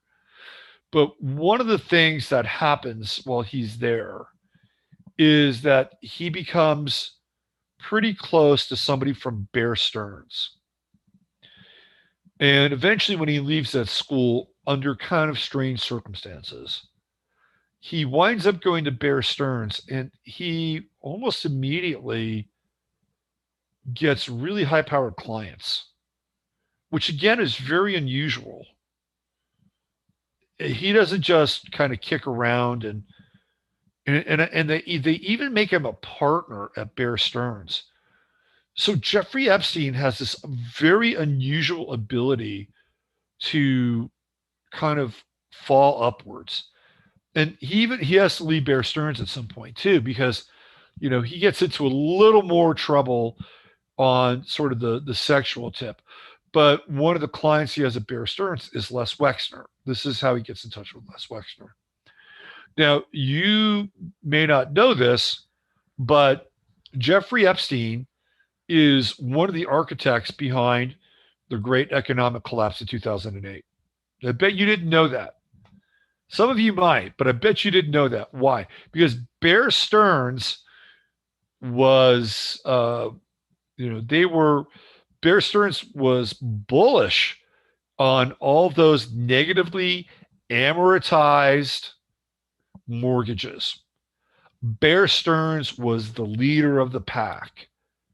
They were right out there with Lehman Brothers. I think Bear Stearns and Lehman Brothers were the two biggest offenders when it came to basically, buying all these toxic mortgages.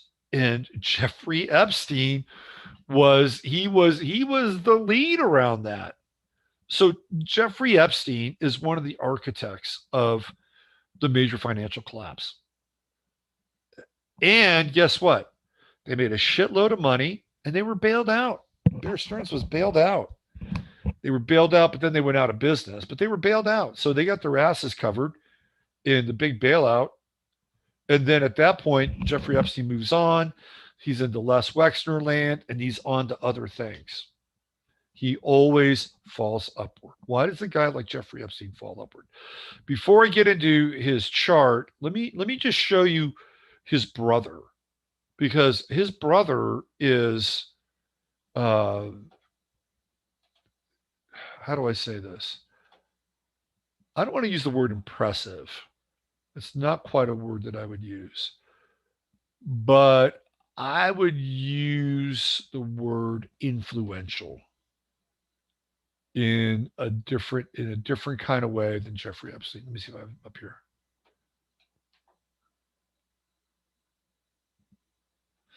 All right. Let's do this.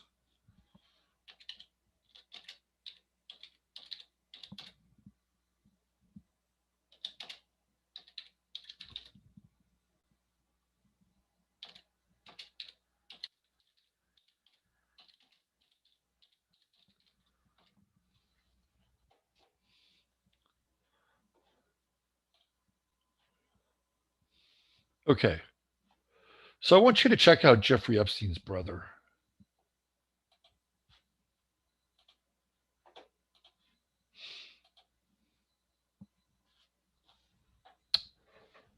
Jeffrey Epstein's younger brother, Mark, first raised eyebrows when he offered his Florida condo as collateral for the financier's July arrest on sex trafficking and conspiracy charges. After the financier's death, investigators have scrutinized high-profile connections of multiple properties at the center of the disturbing allegations against him of orchestrated abuse. Blah, blah, blah. Okay. Mark, like Jeffrey, spent his life in the Epstein's native New York City. He grew up in Brooklyn, attended the art school Cooper Union in Manhattan. That's where I think Jeffrey Epstein went to, and Stony Brook University. The Daily Beast says that the childhood neighbors have only good things to say about the Epsteins. They still call Puggy. And he had a knack for business that started out as an artistic venture around his time at Cooper Union. Neighbors told the Daily Beast that Mark once ran a business, silk screening t-shirts, that's been described as one of the most versatile silk screening printing companies in New York. So he gets involved in fashion. Epstein's scattered business track record has made it difficult to pin down his primary source of wealth. Does that sound familiar to you? He headed Atelier Enterprises, Inc., a charter and leasing company in 1984 before he began investing in New York real estate in the early 1990s. Records reported by the Daily Beast show Mark Epstein formed his own modeling agency, Saint Model and Talent, in December 2005. But the report notes that the agency has no website or social media presence, does not appear to have ever signed a model. That was probably a trafficking business, by the way. His business ventures reportedly came alongside financial trouble. While plagued with recurring tax debt, Epstein tried unsuccessfully to sell his 80-foot, 3.5 bathroom yacht, according to the Wall Street Journal. His wealth has been the subject of scrutiny over the years, as he previously claimed to have semi-retired at 39 and donated hundreds of thousands of dollars for charity. Where do these people get this money? He also repeatedly denied any business connections to Jeffrey, but his past deals are likely ripe for probing by federal investigators in Jeffrey's conspiracy case. They won't touch him, and they haven't. He's known for being a controversial figure at his and Jeffrey's alma mater, Cooper Union. So he donated at least $500,000 to Cooper Union, was named one of the chairman of its board of trustees. He stepped down in 2015. Amid outrage over the decision, Epstein was blasted by Art in America magazine as intimately involved in most of Cooper Union's worst decisions during this time on the board. When he was accused of financial mismanagement, he was probably laundering money. He's involved in global politics and has been associated with Washington heavyweights like Adam Schiff, Debbie Wasserman Schultz, and Maxine Waters. Epstein is listed on the board of directors for the Humpty Dumpty Institute, which works with the United Nations in his attempt to rebuild developing countries. Interesting. Let's copy that. The Daily Beast reported that a tax filing from the institute where Epstein sits on the board of directors shows Epstein loaned the international charity at least $100,000 in 2014.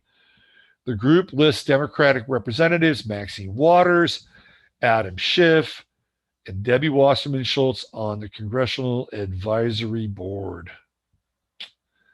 Epstein led a congressional delegation of Republican and Democrat representatives to an event being held in Belgium in April 2019. He previously attended a March 2019 event in the United Emirates. His relation to Jeffrey caused controversy, at least one of his businesses. Epstein's real estate company, Osa Properties, once owned around 500 renter-occupied apartments in 4 co-op projects in New York City. The Daily Beast reported that an intern for the company said it is almost run exclusively by Anthony Barrett, who records show is a former asset manager for J. Epstein and Company and former vice president of OSA Properties. So the two are linked. Epstein has denied any connection between OSA Properties and J. Epstein and Company, telling Crain's New York that information in those filings was a mistake. Oh, yeah. But Barrett later told the Wall Street Journal that the two were indeed affiliated. An even closer tie to Jeffrey lies in OSA Properties, majority stake in 301 East 66th Street, a mysterious Manhattan apartment building where records show Jeffrey Epstein long housed girlfriends, associates, employees, and businesses. Mark has emerged as a responsible figure, all right, since Jeffrey's death. So Epstein had $577 million that went into a trust. And I think Mark is the guy that's running the trust. So again, I'm bringing this up because, well, that's weird, right? That's really weird. And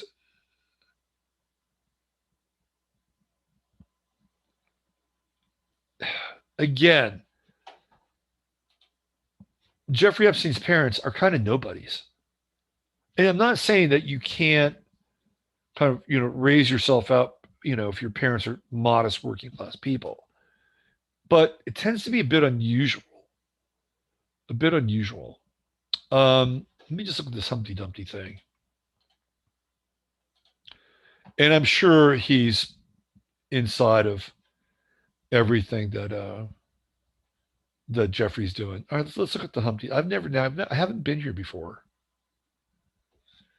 Oh, this is total fucking UN NWO stuff right here.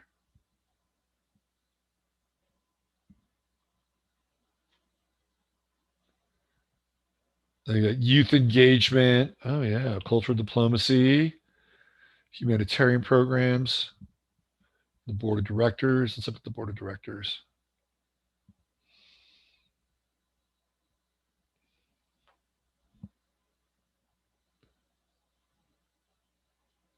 Here, let's give you guys a look-see here. And we're going to get into Jeffrey Epstein in a second, I promise.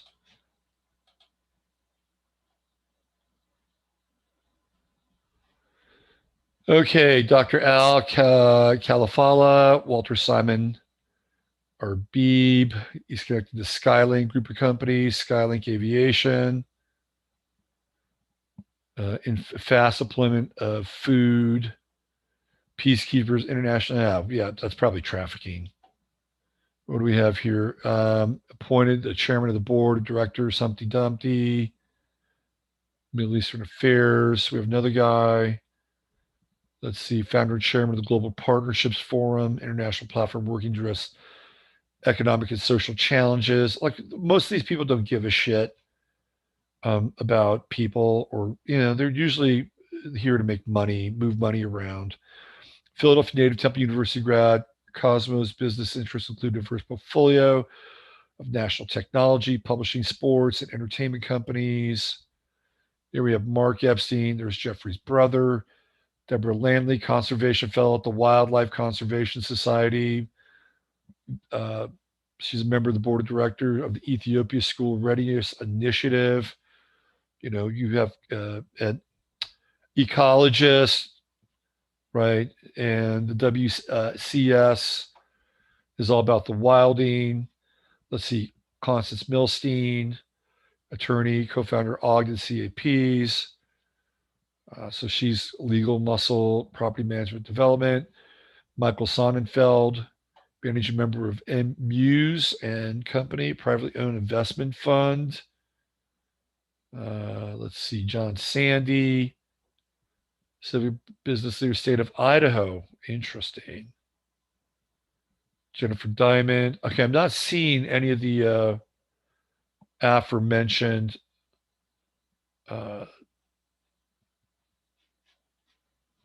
Schiff or Maxine Waters or Debbie Wasserman Schultz. But they're connected to these people, right? Let's look at this. See the congressional delegates in action. Here we go. So this is Jeffrey Epstein's brother. And he's still in the mix, right? He's still doing this stuff. All right, let's get into Epstein's chart now. All right, so we know that he was involved in the seedy stuff, right? The seedy stuff. But he was also friends with Bill Gates. And they were also involved with this idea that was eugenically based. Like Jeffrey Epstein had this idea of inseminating himself in women like around the world. Like there would be a whole, generation of Jeffrey Epstein. So who knows? Maybe he did that. Maybe he, you know, deposited, his sperm in a number of sperm banks around the country, which happens, by the way. These people do this stuff. But I was thinking about his relationship with Gates, his connection with Harvard, a lot of the research stuff that was going on in Harvard. And I was thinking about him in relationship to like Moderna and the vaccine. And this wild ass thought crept into my head that Jeffrey Epstein's DNA is in the Moderna vaccine. And that's how ultimately he would insert himself genetically into the populace. And I couldn't get this thought out of my head, right? It was like, because the connections are kind of there. The connections with Gates are there. And this idea also that Epstein is kind of like this very weird, strange, savant-like character that always falls up. And the other thing that's really unusual about Epstein, I talked about this with Emily on her show, is that there, like, when you read some of these accounts of like the things that would pop up with him and young women, you wouldn't read too many accounts of him like raping them. Like I think there may be a few. And clearly I'm not dismissing it to, gloss over it. But what you hear about with Jeffrey Epstein is that he would like want to get massages. And if he did anything, he would do something like Harvey Weinstein, and that he would, he'd whack off, right? He would whack off. And there's something really strange about both Harvey Weinstein and Jeffrey Epstein. And that's the description of their members. Like Harvey Weinstein is said to have some weird equipment that looks like he's kind of a woman, but kind of not. Like the people that have talked about it just said it's, weird. And the same thing with Jeffrey Epstein. Like people have said that his equipment looks like an egg. Like who the fuck has equipment that looks like an egg? And I'm sure like there's, based on the stuff that John Levi was sharing today, I mean, it's probably possible. But so to me, Epstein is like, there's something about him that's like different. Like he's different. I'm not saying good different or bad different, but he's number one, he's always falling upwards. He probably has kind of a savant-like ability. And he also gets really involved with Bill Gates. He gets really involved, with this whole scene in what is it, New Mexico, or this whole scene in New Mexico with the ranch there, in New Mexico, and some of the stuff they're working on there. I mean, there's this whole kind of weird science thing that goes on with Jeffrey Epstein. And like I know about his chart, right? And I know about his chart. And the weird thing about Jeffrey Epstein's chart, so let me bring it up. Let me bring his chart up here. So the weird thing about Jeffrey Epstein's chart is the fact that he's an Aquarius. That's the moon chart. We don't want that. What's going on, man? Okay. He's an Aquarius. So let me show you his chart.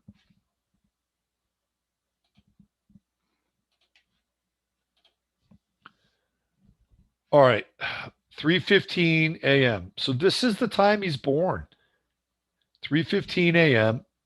He's a Sag rising. By the way, that ascendant is really close to Joe Biden's rising sign. Same degree, pretty much. Um, and I think it's Hillary Clinton's. I think it's the same degree, if I'm not mistaken. I think it's the same degree as Hillary Clinton's rising sign.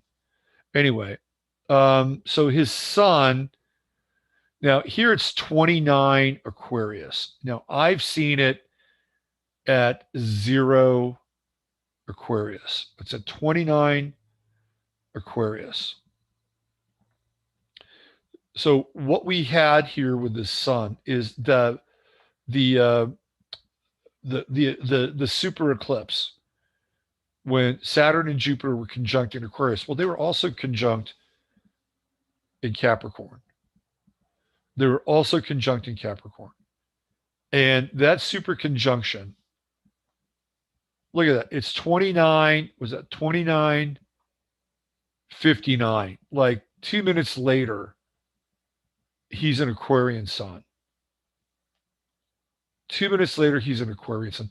But that super conjunction, just before it went into Aquarius, so this would have been like on the 20th of December, was right on Jeffrey Epstein's sun. Boom, right there. Saturn, Jupiter conjunction, right there. And he has his true node in Aquarius. And when I thought about his chart, I thought to myself, well, wouldn't he theoretically, and I would assume that these people know about astrology too, wouldn't he want to be kind of like this creator god, right? Wouldn't Jeffrey Epstein like to see himself as like Adam and Eve? So that when this Saturn Jupiter conjunction would hit, and even if it's at 0, and it'd still be conjunct the sun. And that sun is at 29:59. Like it is poised to just go right into Aquarius. And that it's kind of at the beginning of this idea of like the new age, right? And it makes some like very bizarre sense to me, super, super bizarre sense that Jeffrey Epstein has been inserted. I think he's been inserted into the infusion. That's my sense. I think he's been inserted into the infusion. And it has to do with the fact that his sun is right there, right at the beginning of the super conjunction, his connection with Bill Gates, and then he's out. He's out of the scene. The other thing that's really weird about Jeffrey Epstein, and I've talked about this before, is this Venus-Mars conjunction, which is almost exact, and it's in Pisces. To me, this Venus-Mars conjunction in Pisces is it's almost hermaphroditic in some ways. Like it's masculine, it's feminine, but it's like, super fluid. And then there's the trine to Uranus, which is again highly unusual. And even Uranus in the eighth house would be indicative of like unusual sex, right? Like not straight sex, like not unusual stuff. And even Mars, which is a planet that we would associate with sex and virility and passion, like it's in a water sign. It's masculine, it's feminine, it's fluid. It's got this trine with Uranus, and it's in the eighth house, and kind of this unusual, strange, scientific too. See, that's the other thing with the eighth house, right? That's procreation. The eighth house is procreation, and Jeffrey Epstein has freaking Uranus there. It's like crazy scientific procreation. Boom. And where's Mars? Mars right now is conjunct Uranus. Like right now, Mars is conjunct Uranus. So we're shining a little bit of, kind of Martian intentionality into this part of Jeffrey Epstein's chart. And then on the other side, we have Mercury in the second, but the sun is in the second house too. So if this is conception in the eighth house, and the second house definitely birth. It is birth related. Um, and then we have Jupiter over here. Jasper, I cannot see the chart. I cannot see the chart. Why don't you come back over here? All right, there we go. And then we have Jupiter, which is really, we're just going to read it for the sixth house, which is, again, health and healing and all that. And he's got it in Taurus. So Jupiter in Taurus is good money, obviously. It's a great sign for prosperity. And he's got this sextile to Venus, and he's got the sextile to Mars, and he's got this trine to Mercury and Chiron. So you can see where the money aspect comes into play. But the money aspect comes into play with the scientific stuff. And he's got this sextile to Uranus. So I think the key to his chart is over here. And yeah, of course, the eighth house can be lurid and dark and all that stuff, right? But in Cancer, we're talking about like birth. Cancer is it's the feminine, it's the womb, and there's Jeffrey Epstein's Uranus, and it is in play. It's totally in play. So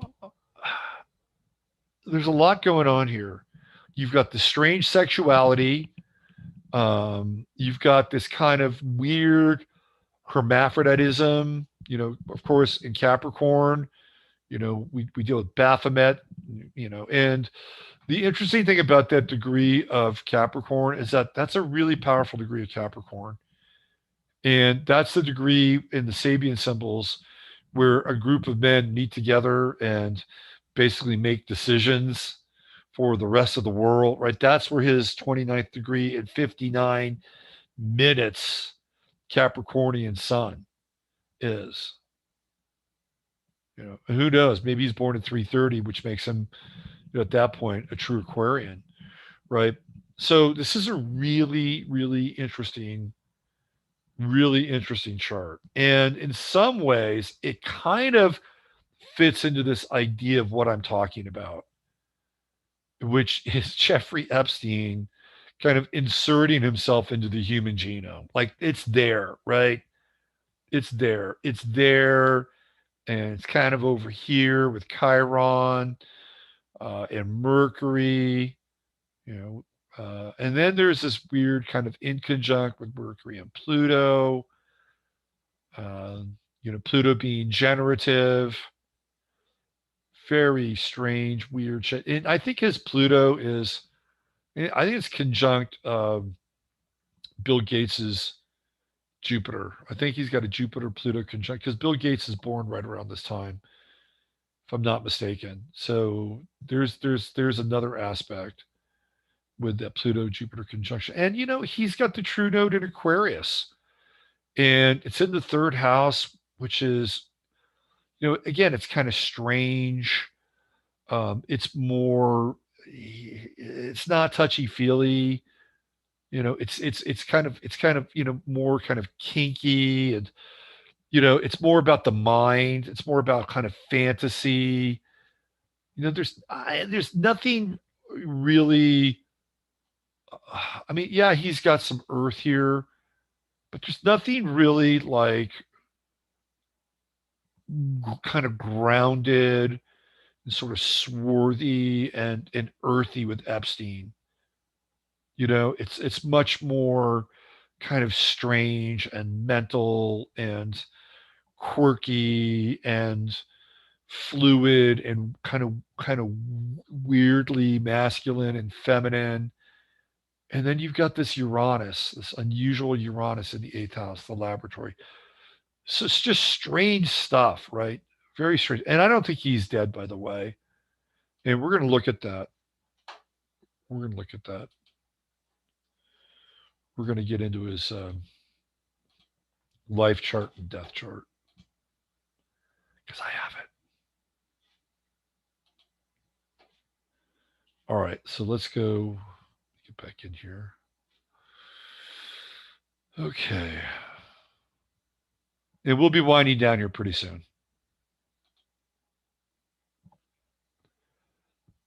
Pretty soon. Okay.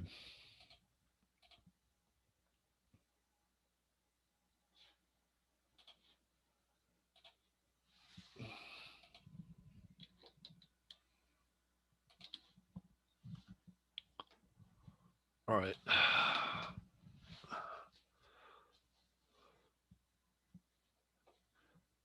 So supposedly, Jeffrey Epstein died at 6:19 a.m. on August 10th. Okay. In New York City. Can we determine whether or not that actually happened? I think we can. So one of the things that I'm looking at here is Neptune. So what's interesting is that Jeffrey Epstein was in jail. He was in jail in New York.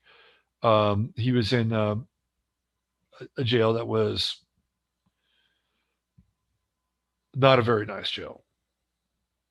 So we have Neptune conjunct his IC. Well, that kind of makes sense, doesn't it? Right? It kind of makes sense. But what's interesting is the timing around all this, because of things like, well, for instance, the moon, which is moving fairly quickly, Mercury moves quickly. Neptune's going to be there, period, end of story, right? This is going to be there because it's in Pisces. It's going to be there. It's going to be right conjunct as I see. And then here's Mars and here's Venus. So, but it's also slippery. You know, Neptune on the IC is like super slippery. Super slippery. You just slip right out of there. Whew. Yep. Mm-hmm. Just slip on out. The other thing that's going on with the outer wheel, right, is if we look at the 12th house, well, there's Mercury. Mercury is in the 12th house at that time, which, you know, again, that's the slammer, right? The 12th house is the slammer. So transiting Mercury is there at that time. And we have this Mercury, guess what? Opposition. That's going on. Boom. And what's also interesting is that Mercury is, guess what? Right? It is, if I'm not mistaken there, it's not retrograde, but it's also in his 8th house. His 8th house. You know, now the 8th house is a house, of course, it's associated with death, but it could also be with Mercury, kind of an escape hatch. And then there's the true node, right? There's a true node conjuncting the aforementioned Uranus, which is interesting. And what do we have here? Well, we have a Mercury Neptune square, right? Can you really believe the information that we hear about this with the Mercury Neptune square, especially with Epstein's Neptune and Saturn over here? No, you can't. You can't. And what's going on is, it's occluded. It's in his 8th and it's in the 12th house at that moment. And I just think it's like it's slippery. This is slippery. This is slippery. And then we have this in conjunct, going on at that time. We have the sun here, Venus here. And what's really interesting about the sun is the sun is at 17, but the one planet that's I find fascinating is Mars. It's at 25 degrees. And guess what? It's conjunct Donald Trump's ascendant. And if I'm not mistaken, both the Sun and Venus are conjunct Donald Trump's Pluto in Donald Trump's 12th house. And what do we have here? Yep, we have a yod. So Donald Trump, you want to throw his Pluto in, it would be right there. Right there. Boom. Boom. So what else do we have over here with the old yod? Right. So we have Neptune coming in the conjunct with Pluto. We have Neptune coming in, and it's at what degree? Let's see, 16. So in conjunct with the Sun, in conjunct with Venus, and it's right here at the cusp of the 12th house and the ascendant. And guess what? Out. Going from here, 12th house, Slammeroo, right out there. Right there. And then we have, let's see, down here, the other in conjunct is going to be with Capricorn. So we have, let's see, Neptune's at 16. So we have, what else? We have Saturn at 15. So Saturn's in here as well, right? So Saturn's in that in conjunct. So these are the forces that are kind of guiding and directing, this kind of moment in time where the Venus and the Sun are getting ready to go from the 12th to the 1st and out of there. So for me, Saturn over here has to do again with things like hierarchies and authorities. And we've got that South Node conjunction coming in at the same time, right? And it's not really, how do I say this? It's the lesser side of authority. Let's put it that way. The lesser side of authority. So I think he is out of here. You have this very slippery kind of Mercury over here, hanging out in the 12th, hanging out the 8th, squaring his Neptune, squaring his Saturn.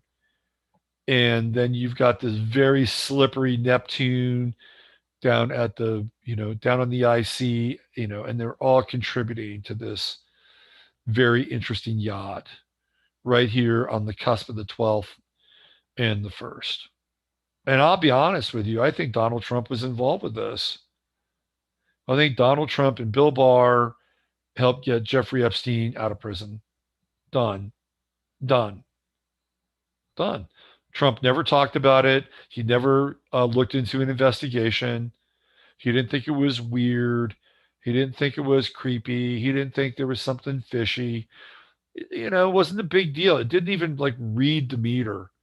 Didn't even ping the meter in the White House. Didn't even ping it. And when I see Sun Venus here conjuncting Trump's Pluto and Mars conjuncting Trump's ascendant, it's got his fingerprints all over it. He's out of there. Boom, done. He's probably had plastic surgery. Probably doesn't even look like Jeffrey Epstein anymore. That's my 2 cents. So I think he's alive. I think that chart is just all about escape. It's all about escape. I mean, you've got Pluto. What is Pluto doing? Because when you look at Pluto, it's like, well, is Pluto involved in any kind of death aspect? Honestly, I'm not even really seeing it. I'm not seeing it. His Uranus is at 15. Well, I guess so. You got a Uranus Pluto opposition. That's kind of, that's kind of death-like, I would say. I have to be honest about that. You got a Uranus Pluto opposition. Quite possible. You got to throw that in there. That's possible. But all this other stuff, and maybe that's just a metaphoric death. Maybe that's the death of Jeffrey Epstein 1. Maybe that's it. It's possible. I just think he's gone. It's too slippery, right? It's just too slippery, especially with that yod going from the 12th. And, maybe, am I trying to fit my preconceived notion into this chart? I'm trying not to. I'm really trying not to. But it feels that way. But we are dealing with his death, right? We are dealing with that Pluto-Uranus opposition. I mean, there's whether or not he died or not in the annals of straight journalism, he gone. Right? The public record, Wikipedia says he's gone. I think he escaped. I think he escaped. All right. Let me bring it back to you guys. Let's see. Death of his former personality. That's what I would say. Yes. They won't survive the Nuremberg trial laws. They should go to court for this. But I imagine Giz won't go to trial either. If that's even her. If that's even her. Yep. Yep. So I think he's out of there. I think he's out of there. Um, and and I think and I think Trump probably helped. And here's why I say that, because Trump, and I talked about this yesterday. Trump brought Bill Barr in, and Bill Barr was Epstein's lawyer. Alan Dershowitz is Epstein's lawyer. Alan Dershowitz has represented Trump, and I think part of what Trump was there to do was to help extract Epstein. Period. End of story. That's part of what he was there to do, and that was for Barr. That was for Barr, and so he's gone. He's off the books now, and he's probably living somewhere else or living inside somebody who's gotten the vaccine. Well, I shouldn't say that. All right, I'm out of here. Use your head in order to discern what's real, your heart to set what's possible. Thank you for being here tonight. I'll be back tomorrow with 15 Minutes of Flame over on 15minutesofflame.com. And I was trying to get my webinar stuff together tonight. I just kind of ran out of time. But we'll announce it here in the next couple of days. And again, I'll put it up on YouTube next week. Okay, so hang in there. I know a lot of you are members, and you signed up, and you'll be able to attend the webinar. If you're not a member, well, you'll be able to attend the webinar too. But you'll have to pay for it. Members get 1 or 2 free webinars. That's up to you. And that's at the Mars and Jupiter level. All right, take care. Love you all, and we'll see you next week. Bye for now.